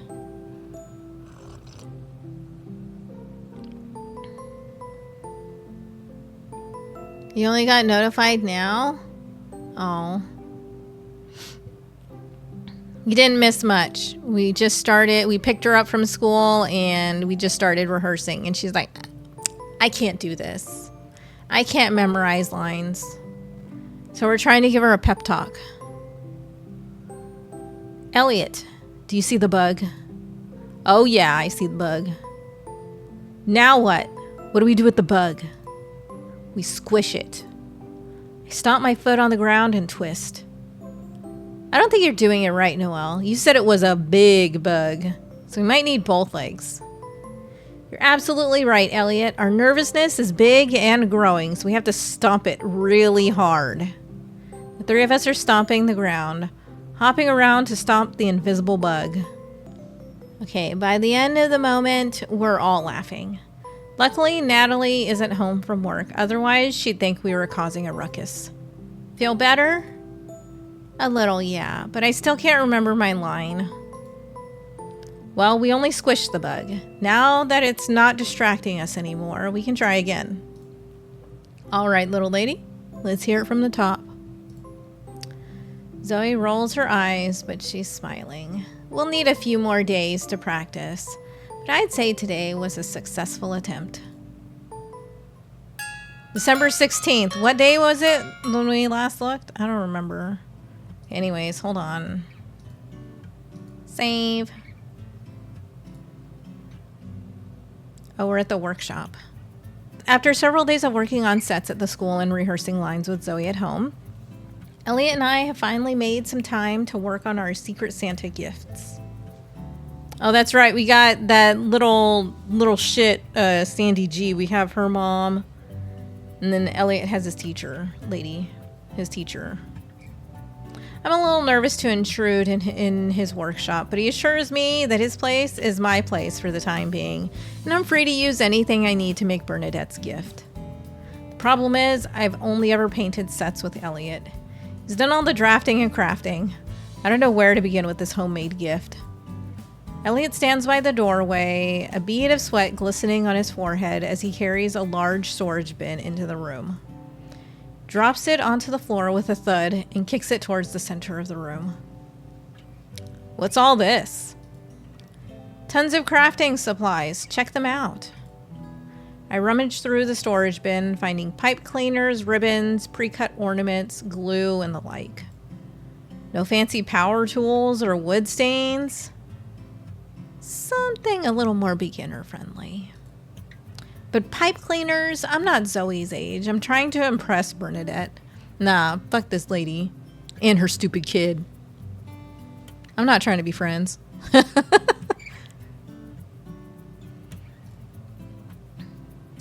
Do you know what she gave out last year? A freshly baked muffin, wrapped in cellophane and tied in a pipe cleaner. Just one muffin? Oh my gosh, I would have gave the whole dozen. Like what? Her name wasn't on the gift, obviously. But it wasn't hard to tell when she makes the same muffins for the bake sale every year. Wait, names don't have to be on gifts? Only if you want to add them. It's Secret Santa. Then I don't have to worry about giving out an amazing gift. I let out a sigh of relief, but Elliot's stern gaze breaks me from my reverie. Noel. He didn't say Noel. I'm sure he was like, Noel. Elliot? Yeah, Elliot. You have to give it your best effort. Why? Bernadette won't even know it's from me. Easy solution. Because Zoe and Natalie will know. How will they find out? Really? You think you could pull one over on Natty? I guess you're right. Still. Whatever. Bernadette sucks. Her kid sucks. It's Christmas. I don't care. You keep saying that. Because it's true. You don't want someone to open up a lame gift, do you? Yeah. Yeah, if they suck. Their eyes should light up with excitement. A well thought out gift is something special. Dude, I am not this positive. I let out a sigh. Fine, I'll continue to worry about my gift as per usual. No worrying necessary, but you should put some thought into your gift. I did think about it, and I've come up with the same answer every time. Which is? I have no idea, Elliot. None at all. I wish I could just buy her a candle like I did with all my old coworkers and get it over with. Candles? Not a bad idea. We can make one of those. What? Yeah, oh, what? You know how to make those? You know how to make candles? Oh, yeah. I haven't made one in a while, but it isn't difficult. I already have everything here, and we can pick up whatever's missing at the holiday market. Or like, a store, a regular store. Not the holiday market, but okay. He walks over to one of the shelves and points out a nicely labeled box. I'm impressed by how organized his workshop is. Everything has its own place. So, what do you say? Want to make a candle with me? Yeah, sounds good. Where do we start? Scents. Let's see. Should give her one that smells like poop. Elliot takes a seat on the floor by the boxes and motions for me to join him. Casually stretches his legs out, takes a few tiny glass vials of liquid out, and shakes a few to check the contents. Sorry, some of the labels are missing, but you can determine the scent if you sniff them. Picks up a brown liquid closest to him and brings it up to his nose. Poop! It's poop! Gingerbread, not poop. Oh, let me smell. He hands me the vial, which does in fact smell like gingerbread cookies. That's so yummy. Check this one out. A little less festive, but still delicious. The light purple tells me all I need to know about the flavor, but sniffing it confirms that the liquid is indeed lilac, or at least something flowery. Gingerbread.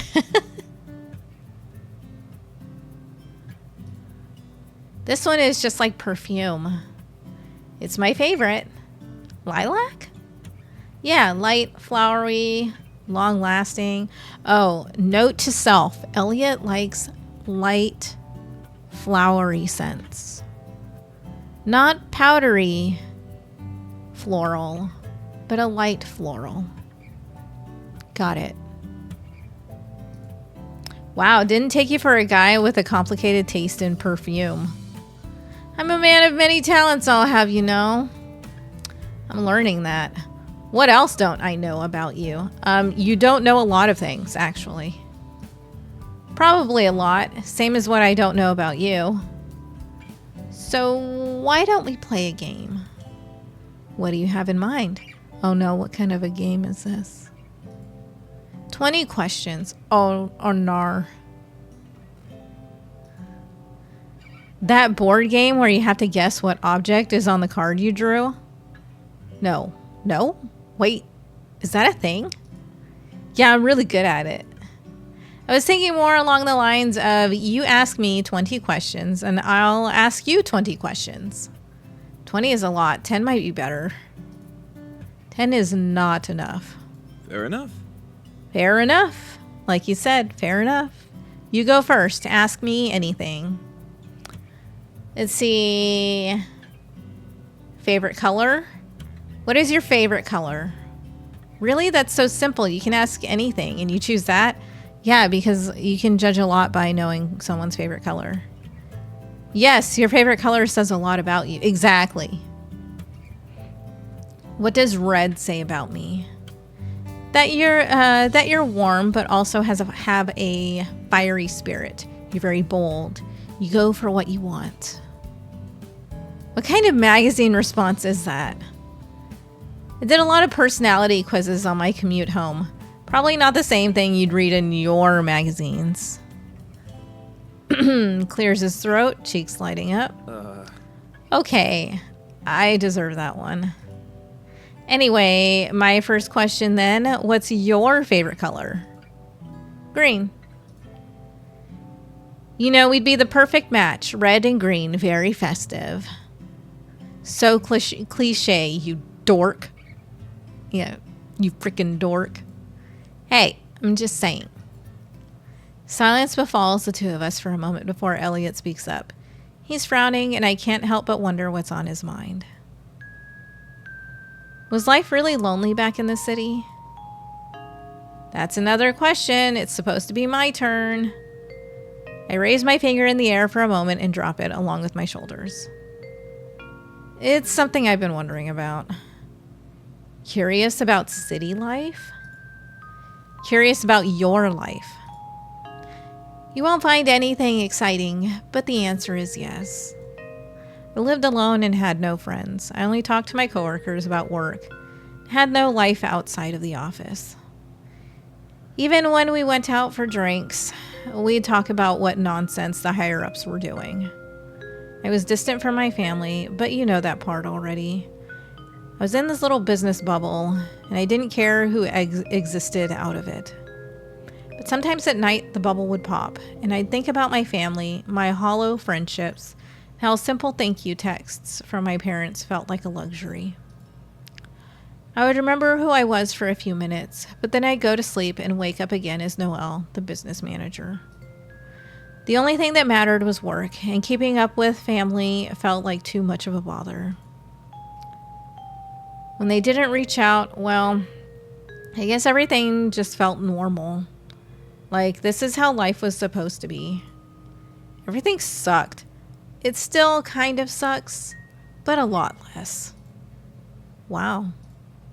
Sorry to unload on you like that. It's alright. I just feel bad that you were holding that all in. No one cared about how I was feeling in the city. It was always eyes forward. Well, you said your job was to make sure that each part of the big machine worked together, right? Kind of sounds like the keep things moving mentality.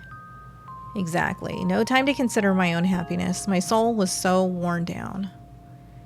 Day after day, punching numbers, giving a fake laugh and smile at the water cooler, letting my boss flirt with me so I can keep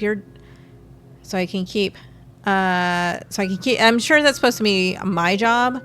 Deciding not to hide data from the public and getting blacklisted. No one listened to those things when I brought them up. It was always, suck it up, you're making tons of money. Tons of money that I spent on rent in my tiny apartment that left me barely enough income for food for the week. Feelings I've been holding in explode the more that Elliot lets me talk, and tears begin to bubble in my eyes. Sorry. Elliot places a hand on my back and rubs it gently. No need to apologize. I understand. Do you? I do, or I did. When you graduate from high school in Hawthorne, you either go out of state to college and never come back, or you stay here and find a job. See, the family business was always going to belong to my older brother until he went and fell in love with a woman halfway across the world. Kind of threw a wrench into my plans. You didn't want the family business? I did, but I didn't. It's not something I wanted to see tossed to the side, but I also had other plans that involved going to college and leaving Hawthorne. You? Leaving Hawthorne? You're the one who always says it's home. It's where my job is, where my best friend and her child are, where... Pauses and looks down at the perfume casks. Like they're the only thing he can see. His hand drops from my back and he settles his palms on the floor behind him, keeping himself propped up. Where really important things are, important people, important events, and important memories. I don't want to leave now, but that wasn't always the case. His gaze shifts to me. I wanted to be an architect and design buildings. So that's why your sketches for the place sets were so good. Yeah. And he goes, yeah. Yeah. I really enjoy drawing. I wanted to work at a big design firm and make fancy buildings. I laugh about it now that I think about how I used to be a farm boy. What's so funny about that? Never had anything fancy back on the farm and never wanted it until I got to Hawthorne and realized there was more to life than milking cows and feeding chickens. Sometimes I wonder how my mother would like this place. It's beautiful, but she was a country girl through and through. He shakes his head with a small smile. I guess I gave up on exploring a different career choice because it meant giving up on the carpenter family business, and that was all I had left of my family. My father began to travel with my stepmom, and my brother moved so far away. A realization dawns on me. I asked Elliot about his past before, and he quickly shut me down. There must be more than what's on the surface. Perhaps he harbors some resentment about his lot in life.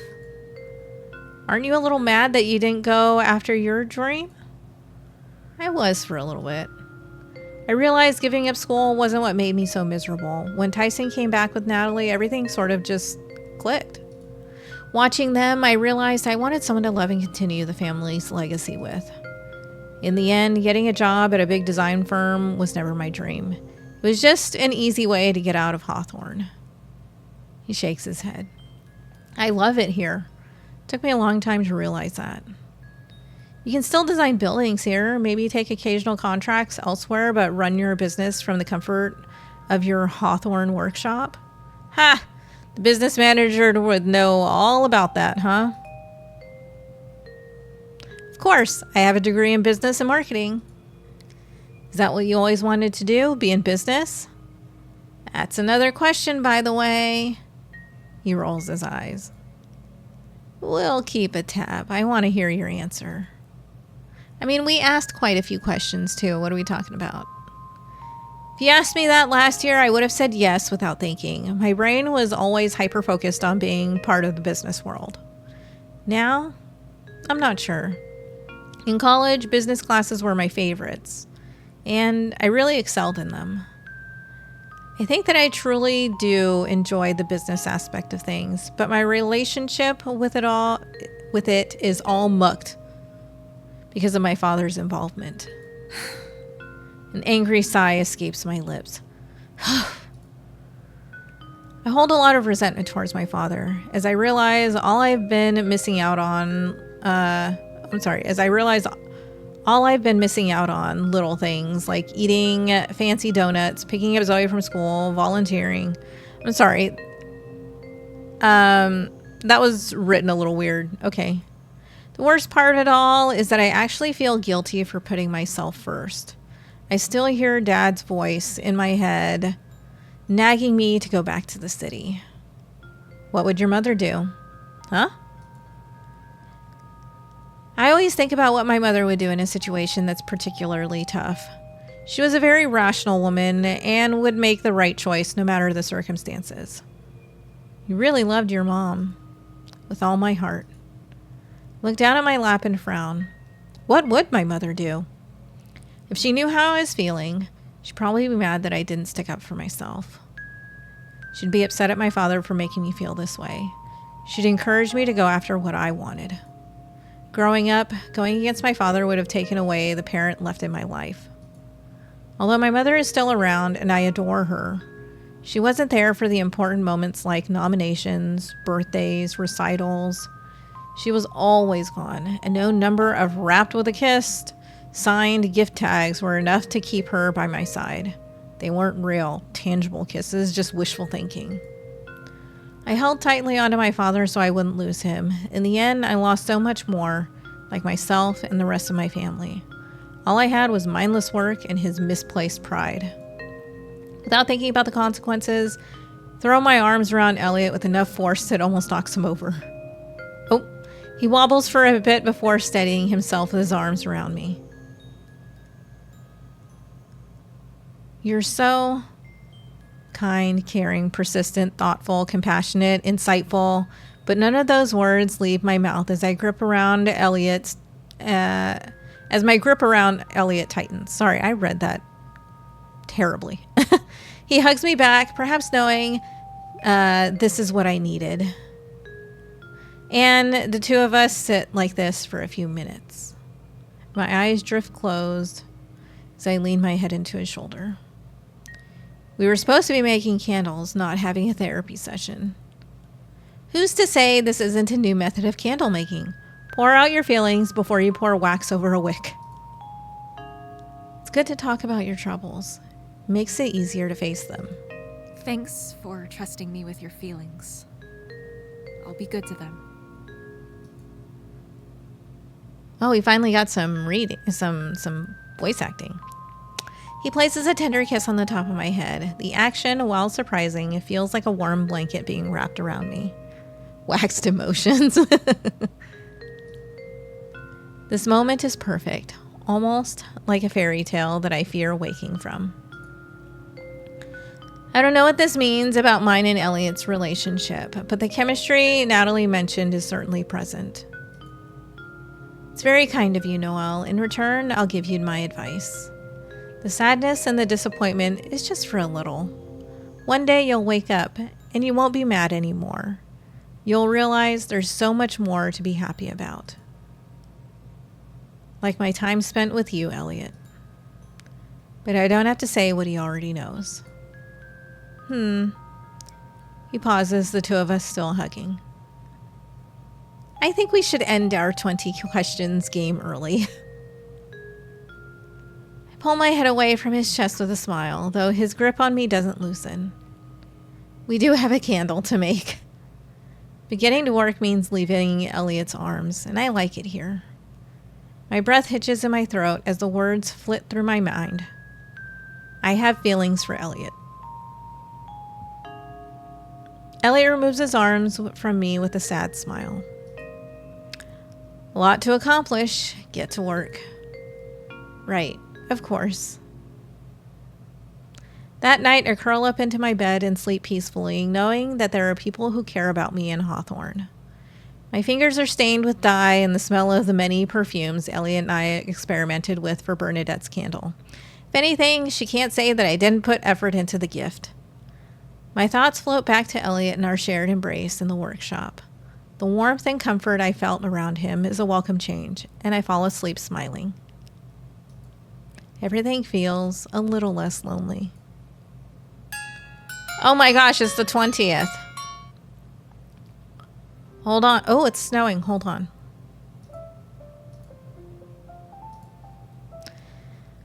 The air is as cold as The air is cold as it slams against my face. The snow falling is heavy, picking up with each passing moment. Today went well, don't you think? Yeah, I can't believe we finished almost all of the sets. Sorry for making you stay late, but we were on a roll. It's okay, I agreed to it. But you don't have to walk me to my front door, Elliot. I dig my hands in the pockets of my jacket. Even wearing Elliot's reindeer gloves isn't enough to shield me from the cold. I'm still amazed that Elliot isn't all bundled up.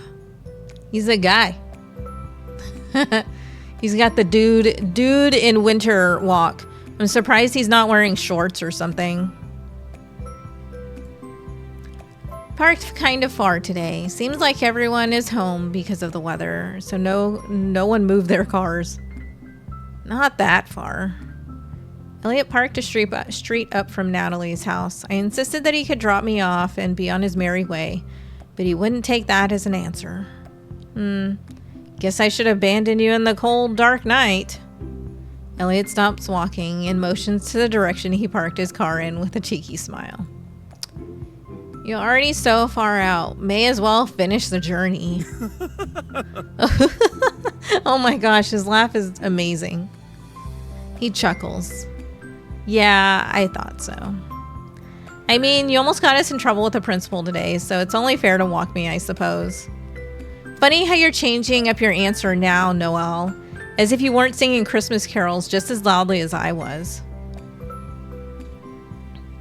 It was your falsetto that made the principal poke her head in and ask if everything was going okay. Are you sure it wasn't you butchering the lyrics? You're literally named after a Christmas song, yet you get the words wrong. Elliot and I share a laugh together. Oh my gosh, they should have done the combined laugh. Today was fun, Elliot. I think every day with you is fun. Noel. I think every day with you is fun, Noel.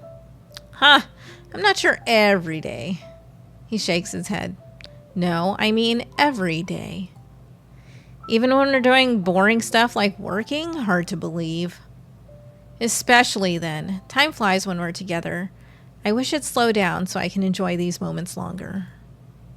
Snow falls around us, continuing to dust the ground with fluffy white crystals. A heavy snowstorm is brewing, so tomorrow there will be a few inches. Maybe Zoe will get a snow day. She'll be ecstatic. Make it sound so ominous. Nothing ominous about it. Just telling you how I feel. We're at that stage in our friendship, right? He says that last part for reassurance, and I nod my head in agreement. Talking to Elliot is so comfortable that I hardly notice when I start to vent all my thoughts, and I'm glad he chooses to reciprocate with me. You know, Noel, if you decide to face your father again, I'll be here to help, even if all you need is someone to sit next to you and listen. That came out of nowhere. I was thinking about what we talked about in my workshop a few days ago. I want you to know what I said wasn't in the heat of the moment. Life can be hard sometimes, but when you're sharing your struggles with someone else, it makes it easier. Thanks. Yeah, thanks. Thank you, Elliot. Really means a lot that you've taken a chance on me. I used to think that no one was going to waste their time getting to know me if it didn't convenience them. You've gone above and beyond being supportive. Means a lot that you've taken a chance on me too. Silence falls over the both of us. The only thing I can do to ease the tension is to look up at the sky. Snow falling tickles my face, a cold sensation anchoring me to reality. Elliot suddenly stomps on the ground, one foot after the other, and I turn my attention back to him. What is he doing? What are you doing? Stomping on the nervous bug. You're nervous? The usually calm, cool, and collected man is nervous. Something must be wrong. A little, yeah. I'm trying to figure out how to ask you something. You can ask me anything. You don't have to worry. I know. Well, I promise to answer you nicely. My own nervousness begins to surface as I think about what he could possibly want to ask me. I chastise myself for wanting him to ask me if we can share a kiss in the moonlight, snow falling around us. It's the perfect romantic setting. I mean, what else is there to be nervous about? We've already talked about some of our deepest emotions already. Okay, then, here goes nothing. Oh, he looks genuinely worried. He takes a sharp breath and then exhales. Now is the moment. We take our relationship to the next level, and I'm ready for it. Will you accompany me to Zoe's play? I mean, like... Oh. His voice trails off as he trips on his words. He clears his throat to try again. Oh. We can go with Natalie and see the show together? I'm silent for a moment, scanning Elliot's face for any signs of a joke. He isn't laughing. His eyes are trained on me. Hands down low as he plays with the hem of his coat. Oh no, not the fiddle. Yeah, we were all planning to go as far as I knew. I don't understand. I thought... yes, of course. I was just, making sure that was still on because I'm going to be arriving early to finish setting up the stage. I must have misunderstood something along the way. Surely that's what happened. I shouldn't have gotten my hopes up. Elliot's face is red and he looks away from me. I desperately hope that he doesn't notice the conflicted expression on my face. How embarrassing. I really thought. Try to smile despite the crushing feeling that sits on my heart. I told Zoe that I'd help her with her costume in the morning, and I don't think she'd forgive me if I didn't go with her. Right, of course. Maybe afterwards we can go to the Secret Santa gift-giving ceremony together? Yeah. Okay, not the peppy yeah. Yeah? No. Yeah. Nat needs to exchange her gift as well, so it's natural that we all go together. Oh, yeah. He reaches up and scratches his head. I swallow the words that are sitting at the top of my throat. I feel foolish for thinking that Elliot considers me more than anything but a good friend. How stupid I must look, hoping that he would kiss me or think of me in any special way. I'm just a girl he met a couple of weeks ago. There's nothing special about me. And as I already know from the magazines I found, I'm nothing close to his type. How embarrassing. I don't want him to see the humiliation on my face, so I will it away. We'll meet up then, if you want to. I mean, if you're not already planning something with the girls. We can go ahead and do that. There's a long pause. Oh, great. It'll be a good time. I'm sure it will be. It usually is. The two of us stare awkwardly, neither knowing what to say.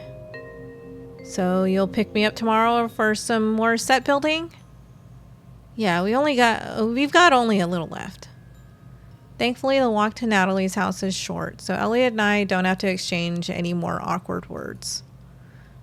I'll see you tomorrow morning, Noel. Right, see you then. Watch Elliot walk away, an immense pain taking over my heart as he doesn't even turn around to give me one last look. What did I do wrong to get stuck in the friend zone? How could I have misunderstood the relationship entirely? Hold on, let me save.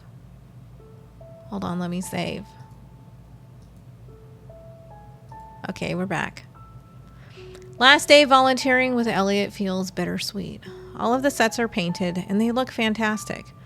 I'm sure they'll look even better at the show with the children on stage in front of it. But now my excuse to see Elliot almost every day is over. Move that stuff over to the left. Since the show is tomorrow, we'll need to clean up as much as we can. No supplies from work should be left over. All traces of us working together will be removed and in their place will be a sparkling clean auditorium full of chairs. It's almost the same feeling I had when I was a child, waiting so patiently for Christmas to come, but knowing that once it was over, I'd have to wait a whole year to experience it again. Except I won't get to experience this again. Elliot packs away his tools into a tool bag. You've been really quiet today. Are you all right? Mostly. Mostly? What's up?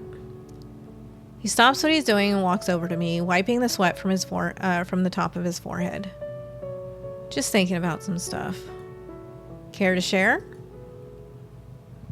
Oh, we gotta vent. This doesn't do you any good.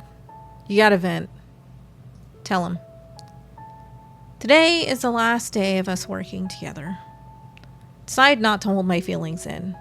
Elliot and I are beyond that in our friendship. Today is the last day of us working together on this project. That's what you meant to say, right? I guess. Maybe in the future we can find another project to share. Sure. My answer is flat and devoid of emotion. Now that we've come to an understanding about the relationship, the magic of working together is lost. Wanted something more, and now that I'm finally being honest with myself, it stings. Cheer up. Gonna offer me some donuts or waffles like usual? I would, but there's no time tonight. You've got to get back to help Zoe rehearse one last time, right? I have to finish a few last-minute things for the show. But tomorrow, we're still on? Yeah, we're still on. Just because the work is over doesn't mean we can't still spend time with each other. Coffee bean? Yeah, coffee bean. Bro, you know that's the last thing you want to hear. You're right. He's right. I know that he's right, but why do I still feel this sour pit in my stomach? It's not the same as before. I've been so stupid, assuming that he liked me in a special way. We should get back to packing things up. Good idea. Zoe's class gets out soon, and we need to be out of here. Focus my attention back on cleaning up. Tomorrow is the day of the big show.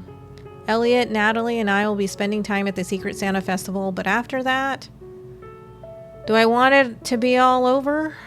Am I okay leaving things like this? Is something wrong, Noel? You've been unusually quiet. Yeah, what's the matter, Auntie Coffee Bean? Just thinking. About what? I hesitate, wondering if I should open up to them. But they're my family. I should trust them and reach out for support. I have feelings for Elliot. Natalie wears a smug expression, though Zoe seems like she's nearly about to fall from her seat. She went, what? Knew it. What? Settle down, Zoe, or you're going to bed early tonight. Oh, don't punish her. Sorry. She props herself on her knees and leans over towards me. Tell me all the details. Me too. What's the advice you need? The other day we were walking home together, and Elliot was telling me about how great he thought I was. He said he was nervous to ask me a question, so I thought he was going to do something like kiss me or confess his mutual feelings. But he didn't? No. He just told me that he wanted to go to Zoe's play. What the heck? She's like, what the fuck?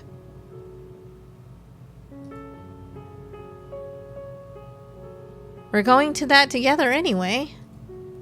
I know. I thought we were getting closer, and all those ideas you put into my head about us being good together. I frowned, feeling tears biting at the corner of my eyes. I just got my hopes up, I guess. This was the win I needed right now, but it's like another closed window. You mean door? What? But have you told him how you feel? No, but Nat, he's just a nice guy. Was probably misreading the signals. I'm stupid for thinking I was anything special to him. You are special. And you should tell him how you feel so he can understand. She grins, calling back to our previous conversation. In the least, I can be happy that she took my advice to heart. Zoe's right. When you see him tomorrow, tell him you wanted him to kiss you. What? I can't say that. I'll tell him for you. Absolutely not, young lady. Let them sort it out themselves. Fine, but Auntie Coffee Bean has to tell him. What if it ruins the friendship? You really think Elliot would stop talking to you just because he doesn't reciprocate your feelings? He'd let you down in the nicest way possible. Oh, okay. But then what if I don't want to be friends with him? Gee, that's comforting. If you tell Elliot how you feel, I'll tell Sandy how I feel. Really? Will you? I will, I promise. You gotta do it, Noel. Exactly. Ugh. I groan, leaning further back into my seat on the couch. Fine, I'll tell him. Wait, why not tell him tonight when he comes to help me practice? Zoe, that's something Noel should do in private. Then can we go hide and listen? Then we can go hide and listen in the other room. That's private enough, right? No. Oh, no, absolutely not. It's fine. It doesn't matter anyway. He's busy at the school, Zoe. Let's go ahead and practice your lines one more time before the play. I'm sorry. Zoe shrinks, her eyes downcast. Thought he'd come to help me practice. Sorry, Candy Cane. Let's run through the lines one more time and show him your hard work tomorrow. That was really good, Zoe. I don't know. Maybe I should sing or something. I don't think you have to sing the lines, Zoe. Besides, it's too late to make changes to your lines. The play is tomorrow. But I want to stand out so everyone notices me. They will notice you. How can you be so sure? You're my mom. You have to say that. For one, your outfit is as cute as can be. No ghost, future or present, can top it. That's so true. My outfit is pretty nice. And you've been practicing your lines all week. You've totally got this. But what if I don't? What if I look out into the crowd and I forget my lines? Then you start singing to distract everyone. Yeah. Oh yeah, wing it. You gotta make it look like everything is natural. Just keep going even if you make up the lines. Oh, wait. I skipped one, didn't I?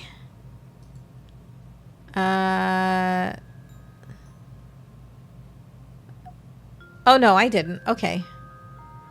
You know how the story goes anyways. You can just make up some of the lines and as long as they mean the same thing. Okay, I guess. She sighs as she takes a seat in between her mother and I. Clearly, there's something else bothering her. Natalie and I give her a moment to gather her thoughts. How come Elliot didn't come today? Didn't he want to help me? Of course he does, honey. He's just busy setting up for the play. He could have come anyway. Natalie looks at me, her eyes full of pity. You'll see him tomorrow, Zoe. Don't worry. But he said he would help me practice. He promised to be here with all of us, help me learn the lines. Instead of a childish pout, Zoe's eyes are full of tears.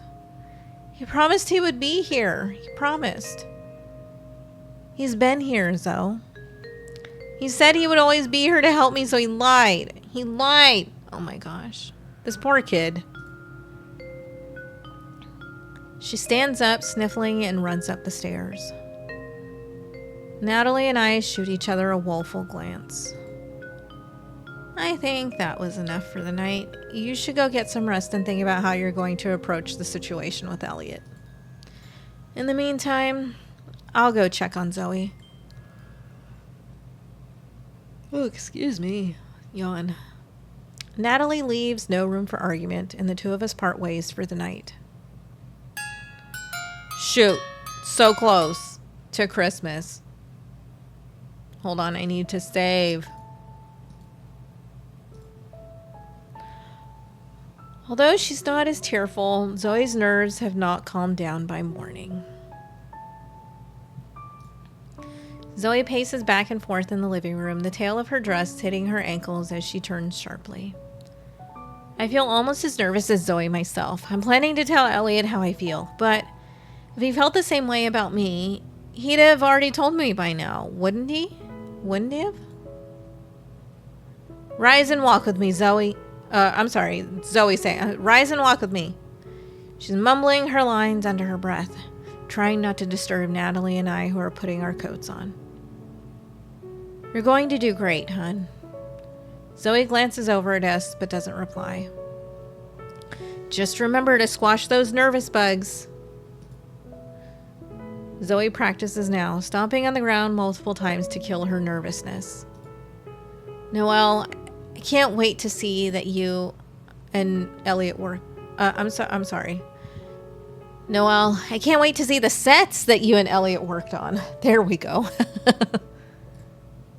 Elliot designed most of them. I just helped. He's got a great eye for things like that.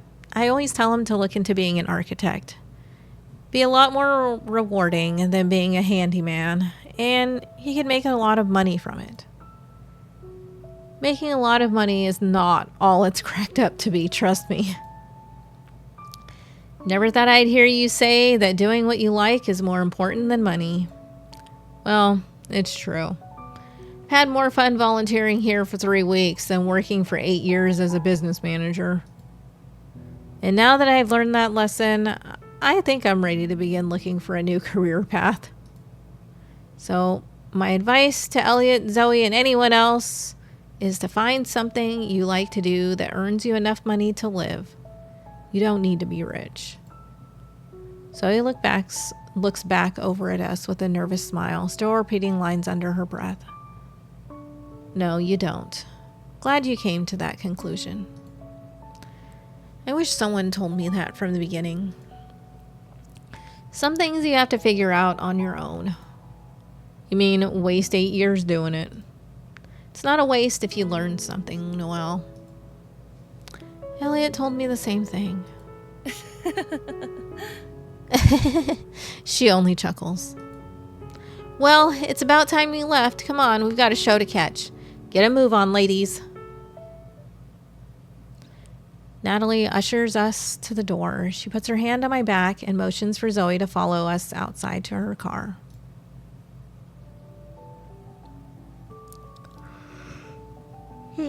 Excuse me, yawn. No, it's not. I read this first line in my head and I'm looking at the image and no, it's not. The auditorium is full of people chattering to one another. The walls are decorated with tinsel and Christmas lights. Something Elliot must have done this morning. No, he didn't. Go and find your class, Zoe. Okay. Before she leaves, Zoe stomps on the ground and squishes her nervous bug one more time. Yeah, kill that stupid bug. She runs off while Natalie and I find a seat in the crowd, only a few rows from the front. We saved a spot for Elliot on the right side of me. The show is going to be so good. Oh, hold on. I am tired. Sorry for that. Zoe's been practicing so much, and you and Elliot have been working so hard. I think I'm just as excited as Zoe is. He made it. It's going to be great. Natalie jumps at his voice and places a hand on her heart. Don't sneak up on me like that. Scared her. That would have startled me too. Sorry, didn't mean to. Forgive me, it's almost Christmas. You're forgiven. Come on. Come, we saved you a seat over there next to Noel. Elliot has to squeeze past Natalie and I to get to his seat, but Natalie insisted he sit next to me in case I felt the need to spill the beans during the Christmas show. No way I'm doing such a thing with Natalie sitting right next to me. I want Elliot and I to be alone in case he rejects me. Thanks. He squeezes past Natalie, who gives him a light, encouraging pat on the back. I sit stiff as a board until he takes his seat. Hi, Noel. You look nice today. Wearing the same sweater dress ensemble. You look nice today. Thanks. Thanks. Like that. My throat feels as if it's blocked with everything I want to say, and I can barely get a word out. The auditorium looks so good, Elle. Noel and I did an amazing job, didn't we? I clear my throat trying to answer. It was mostly you. You know, I couldn't have done it without you. Yeah. You know, I couldn't have done it without you. Give yourself some credit, city girl. Only a little credit. You still did most of the work. I let out a weak laugh. She's like, Elliot turns to Natalie to not keep her out of the conversation. How's Zoe? Is she nervous? A little. Noel and I gave her a lot of encouragement last night. She's come really far. Instead of staying inside and sulking about her classmates, she's preparing for a show and having a great time. She got to decorate a Christmas tree, visit the holiday market, and spend time with family. I think it's because of you, Noel. You've made this holiday really special. Well, that little girl changed my holiday too. Tyson would be so damn proud if he could see her now. Nat places a hand on her heart. I think so too. Oh, Natalie, there you are. A woman approaches us in a tizzy, winded. Natalie, is Zoe with you? Oh, we've looked everywhere for her. Oh, what? What? Natalie stands with a start, and I follow. She said she was going to join the class in a few minutes ago. Oh, heavens, we can't find her, and the show is about to start. Elliot stands with Natalie and I, equally worried. We'll help look for her. Natalie's breath is shaky. I'm sure she's fine, Nat. She probably ran to the bathroom or something. I can only imagine the horror that must be running through her mind. Her daughter is missing. What if someone... Her head whips around the auditorium. There are so many people here, and it's possible that Zoe got lost. Or worse. Oh my gosh, who says that this Christmas story should be so heavy? What is going on? We'll find her, Nat. I'll keep looking as well. There's still a few minutes before the show. Zoe's teacher rushes off. Wait, but if we get up, we're gonna lose our seats. Well, Elliot, what do we do? We're going to split up and look for her. Don't worry, Natalie. With all of us looking, we'll find her in no time at all. Pause thinking about Zoe's behavior last night and this morning. Nat, remember how nervous she was this morning and last night? Natalie straightens at once. She's run off somewhere and hid. Oh, she must be so nervous. I'll go search the classrooms. Noel and I will look outside the building. I bet they haven't checked there yet. Right. Natalie's face is deadly white. She gathers up her things at once and hurries out of the crowded auditorium. Where should we look first? I look at Elliot, my heart racing and my eyes full of worry. There's a bench outside the school where we sometimes wait to pick up Zoe. Let's look there first. But it's daytime? Oh wait, this is a daytime, like a middle of the day thing. Never mind. Cold air whips our cheeks, but Elliot and I ignore it as we rush out the school doors. With the play about to start, everyone has already settled in the auditorium, and the sidewalk outside the school is deserted. Noel, look. Sure enough, we see Zoe's hunched form on a bench, hugging her knees. Zoe! I run over and sit beside her. It's far too cold out here, sweetie. Let's get inside. No!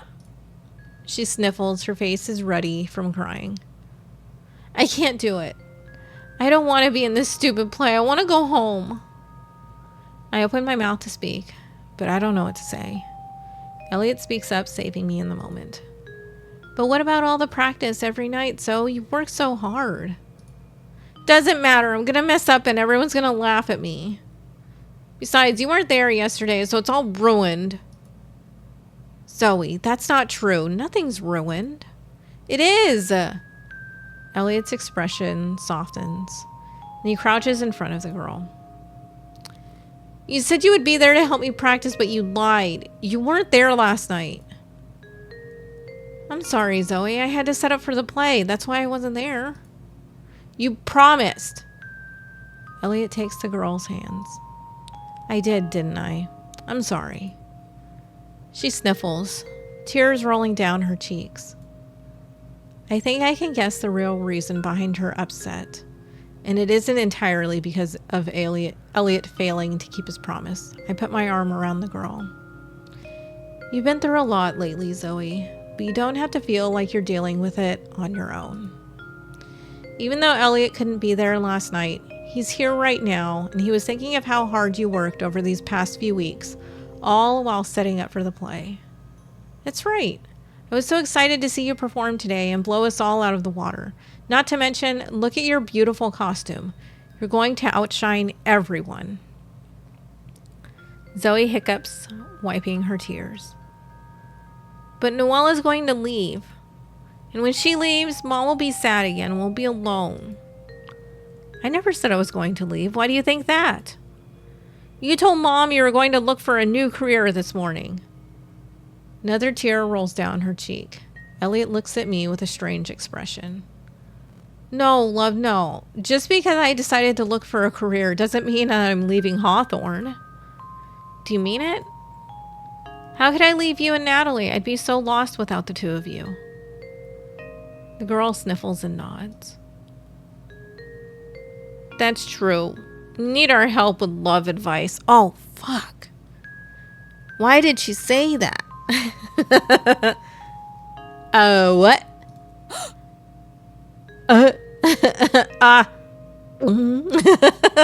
Now what? It's now my turn to let out a small noise. Did you tell him yet, Auntie Coffee Bean? No. Oh. She covers her mouth. Elliot raises an eyebrow and I clear my throat. Elliot, can you text Natalie and let her know that we found Zoe? Of course. He stands up and pulls out his phone while I turn my attention back to Zoe. You better hurry up and make a move. Shh. Little girl snickers and dries the rest of her tears. I tend to her ruffled costume, creased and crumpled from sitting out on the cold bench. Within minutes, Natalie comes running out of the school building. Zoe, you scared the life out of me. I'm sorry, Mom. I'm just glad you're safe. I'll go find her teacher and let her know that everything's all right. Thank you, Elliot. He walks off, leaving the three of us. Mom, do you think Dad is proud of me? Silence follows her question as I look to Natalie to respond to her daughter. It isn't my place to say what her father would be thinking, but I'm sure my answer is the same as Natalie's. What, honey? Of course he is. Why wouldn't he be? Because he was always so brave, even when he was sick. Your father was nervous all the time. He just pretended like he wasn't. Really? Why? Because he didn't want to make anyone else worry about him. He was very stubborn. But worrying about someone is okay. That's what Noel said in the park, that we should tell people how we're feeling so they can understand. We also talked about how hard it is for people to do that sometimes. Dad could have talked to me. I would have understood. Yeah, just like she understood Elliot putting together the auditorium. He wanted to look like Superman to you, Zoe. That's how he wanted you to remember him. He was always going to be my Superman no matter what.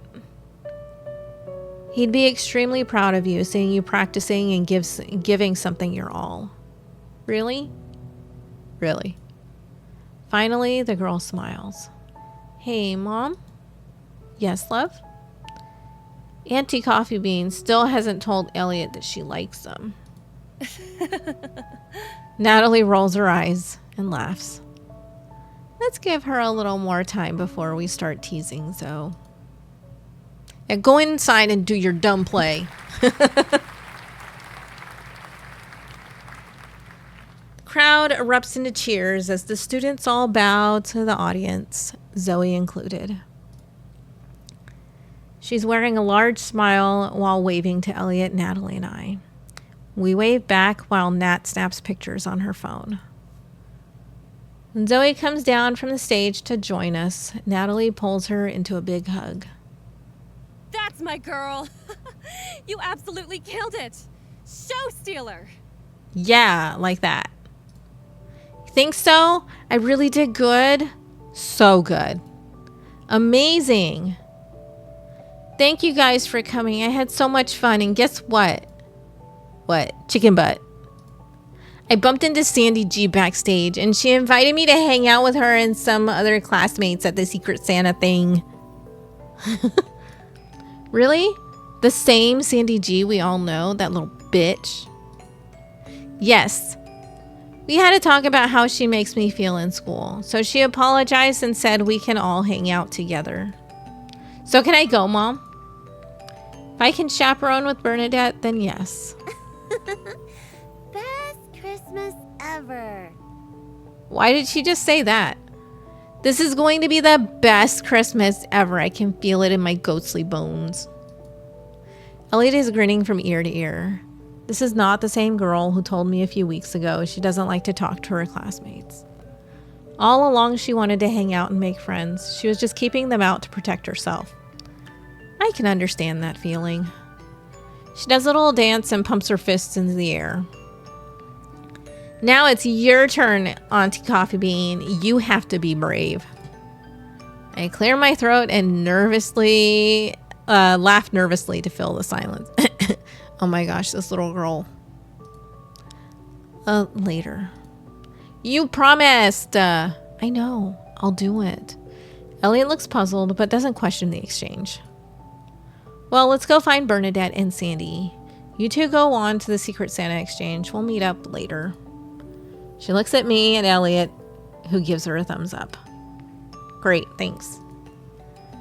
Bring her home at a responsible time, Elliot. We've got that gingerbread kit you bought us, and we're baking cookies for Santa tonight. Christmas Eve isn't for another few days.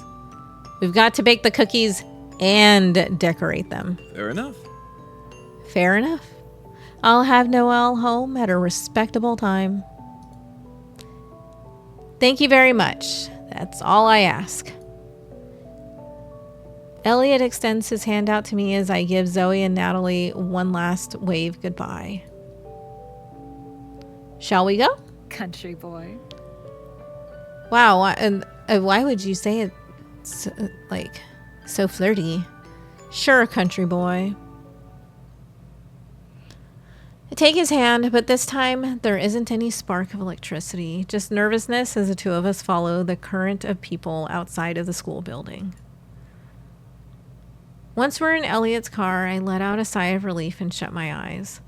The long days of making sets and practicing lines are over. I finally had time to relax, but even so, the feeling is bittersweet as the festivities begin to wind down and I'm left with my feelings unresolved. Elliot, the proper gentleman, holds my hand as we walk through the entrance of the holiday market. Despite the cold blanket of snow that wraps the ground, more people than ever are roaming about. Today is a big day, the Secret Santa gift-giving ceremony. There's a large table of gifts set out near the Christmas tree. Honestly, I don't care about my gift. I just need a second alone with Elliot to tell him how badly my head is spinning right now. So, how does this work? I ask him to distract myself from my thundering heart. Basically, you go up to the table, find the gift with your name on it, and then take it home. There should be a few helpers around in case you can't find your name. You don't have to open your gift here? Nope. Because you don't want people to get jealous of the gift you got. But everything is homemade. How jealous can people get? He laughs at my scowl. Let's go find our gifts and we can open them with the girls after we bake cookies later. He navigates the large crowd with ease, saying hi to people as we pass them and offering them really cheesy jokes. Elliot is friendly with everyone he knows, and that stabs me like a knife. I release Elliot's hand and put mine in my pocket for warmth. Notice his frown, but he doesn't say anything to me. When we arrive at the table, Miss Weber is there with a big smile. Ah, Noel and Elliot together again. Something like that. He looks away with a blush, and I simply shrug my shoulders. Let me help you find your gifts. Just one moment. She scans the table and I watch her intently, too nervous to look over at Elliot, whose gaze I feel on myself. Aha, here's Noel's. She grabs a small box beautifully wrapped in purple and gold with a green bow on top and hands it to me. I'm in awe at the sparkly paper, feeling like it's almost like it'd almost be a betrayal to tear it open. So pretty. Whoever drew your name must have put a lot of effort into making your gift. They look like experts. Now I kind of feel bad for my gift's presentation. I thought your gift looked good. Yeah, because you helped. He shrugs and winks. Your secret Santa is very lucky. It's about the thought, not the presentation. Mrs. Weber hands Elliot his gift, which is a small blue and white bag with silver tissue paper. Is it true that the gifts are all anonymous, or is Elliot teasing me? It's true. You won't know who gave you your gift, and your secret Santa won't know you were their gift giver either. It's supposed to be all in good fun, Noel. It's your first Christmas in Hawthorne. You'll be an expert by next year. Don't you worry. So no opening gifts until I get home? Exactly. We don't want anyone feeling dejected about a gift. Makes sense when you put it like that. Isn't that what I said? Definitely not. He grins at me and I stick out my tongue. All right, you two, go and have some fun. Don't let this old lady take up all of your time. Old? Never, Mrs. W. She chuckles and shoos us away. Elliot leads me to an empty park bench where the two of us sit, snow falling around us. Oh, wait, doesn't that mean that the bench is probably wet?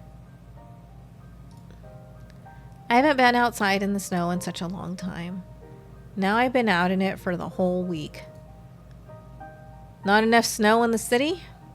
The streets are cleaned in the blink of an eye. Snow is an inconvenience to people wading through it to get to work. Makes transit slow down and there's no parking anywhere. We pray for it to stop. But when I was younger and still lived with my father, I used to wish that it would snow really hard so my siblings and I could miss school. Then we could go to the park and sled down this big hill. One year we didn't have a sled, so we used a trash can lid. It was so much fun. We raced down the hills and I stopped realizing I'm talking too much. It was just nice, is all. Do you miss your family? Of course I do. The tight-knit family group is just, poof, gone. You know, now is the right season to try and rekindle that bond. How can I do that? Invite your family over for Christmas. In Hawthorne? Everyone is so scattered. I don't know if they'll be able to make it on such short notice. Why not a video call? I'm sure you could all plan that out. I gasped. Oh my god, did you just tell me to FaceTime my family? Did you just tell us to hop on a Zoom call? That's a great idea, actually. I know, I'm a genius. You're welcome. I have to tell Nat about that. Sound of Christmas music from one of the booths blares even louder, and I'm struck with an idea. I stop, holding my hand out to him. If Elliot isn't going to take the romantic snowfall the night before to set up his confession, I'll do it instead. It's now or never. Uh-oh. Elliot doesn't hesitate to take my hand. The heat from his palms radiates through my reindeer gloves. I hum along to the beat. I can hear Elliot doing the same next to me with a hint of a blush. Let's dance. Elliot pulls me into his arms.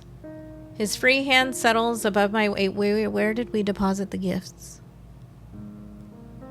Okay, anyways. Elliot pulls me into his arms. His free hand settles above my waist, and I reach up to drape my arm around his neck. It's a little awkward with our bulky jackets, but the two of us sway nonetheless. There are eyes on us, I quickly realize, and people are whispering. I begin to move backwards from him. This is a mistake, I realize, and I'm in way over my head. I can't do this. But as I move to let go of Elliot, his grip on my hand tightens. Hey, don't worry about the others. Eyes on me. Oh my god, I can't believe he said that.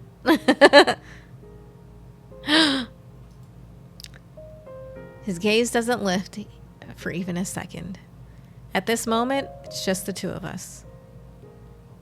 I don't want people to talk about us. And what, Noel? What would they say? That you're having fun for the first time? That you're letting yourself be carefree? That you're not letting someone tell you what to do? You don't have to listen to your dad or boss anymore. You're free in the arms of a handsome man with the heart of gold. So what did they do? I snap my attention back to the man in front of me. The man holding me steady as we sway in the snow. The man who doesn't seem to have a care in the world. I want to be like that. I don't know. I shake my head. I want to unload the heaviness in my chest. I feel like I'm floating on clouds. That's a good thing, Noel. Sure. But I feel like someone is going to ruin this. My father, the townspeople, myself. Maybe even Elliot if he rejects me. He listens intently, reaching up to push some hair out of my face when I finish talking. You just moved here a few weeks ago. You can't expect your former life to be erased in the blink of an eye. Then what? I feel like this forever? I get to live happily ever after? My words are earth-shattering, real and raw, stinging my heart as I breathe. I want to be good enough for you. Haven't you realized by now I like you, Elliot? Yeah, duh. Noel, you're more than good enough. I'm lucky to have your time and attention. But don't speak like you're less than others when you do so much. Noel? But you didn't even kiss me the other night. After all the time we spent together, I thought you liked me as more than a friend. I do like you more than a friend, Noel. Oh my gosh.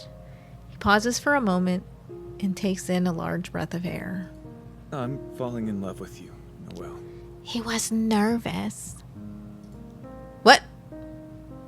What? I blink once, twice, 3 times, but Elliot is still standing in front of me with a look of earnest sincerity on his face. Eyebrows furrowed and cheeks of vibrant red. This was supposed to be our first date. But you asked if I could come with you and Natalie to Zoe's play. How am I supposed to think that's a date? I'm sorry. I got really nervous and the words wouldn't come out. You nervous? I didn't want you to think I wasn't worth your time. That perhaps we were better off as friends. But hearing you say the same thing about me makes me feel really good. Like, really, really good, Noel. Not because of the insecurity, but because you feel the same way about me. His voice trails off and he exhales a shaky breath. I'm sorry, I'm still nervous as hell. I reckon you are. I crack a small smile and Elliot glares at me playfully. Unfortunately, you've made me like you quite a bit. Oh. He didn't finish the sentence. Okay, unfortunately, you've made me like you quite a bit. So now I'm a blubbering idiot. I think it's kind of cute. Glad you think so, because I'm about 5 seconds from sweating bullets. Wish I knew this was a date. I would have worn something cuter. I like your style, Noel. What, Nat's old clothes? Oops. That's not all Natty's stuff. I see the business casual look you pull off. It's cute, and it really suits you. The heat rises to my cheeks, and I look down to the ground. You know, speaking of not realizing it's a date, I was completely thrown for a loop over the past few days. After we finished our work on the play, I thought you didn't want to work together again. I'd like to keep working together with you. It's been a lot of fun, Elliot, and I've learned a lot about myself too. We've both been idiots. We exchange a laugh. You know, Elliot, you're a wonderful guy. Since the moment we've met, you've been nothing but welcoming and kind to me. More than that, you care about what I have to say and what I'm feeling. It's hard to believe you. like. Oh, I'm sorry. Let me read this again because like I don't know. I didn't read ahead. It's hard to believe you like me. I'm a little skeptical of that admission. Why? You're out of my league. Just look at you. You're beautiful, you have a wonderful smile, you're adventurous, and you're funny. Yeah.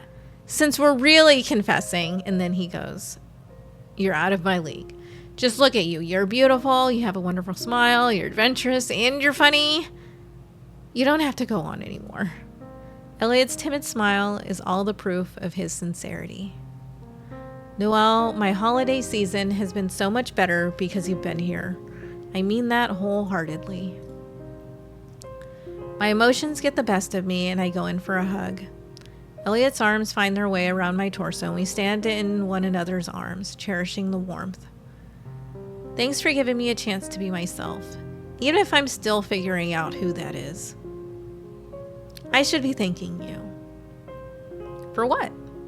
Reminding me what's really important and for creating new memories of Hawthorne with me. I lean my head on his chest, the cold snow hitting our backs. The only thing that matters is Elliot's warm embrace as our hearts intertwine. I don't know where this road will take us, but I'm not traveling it alone. Elliot will be by my side, and I look forward to all the adventures we'll have together. Oh my gosh, so cute!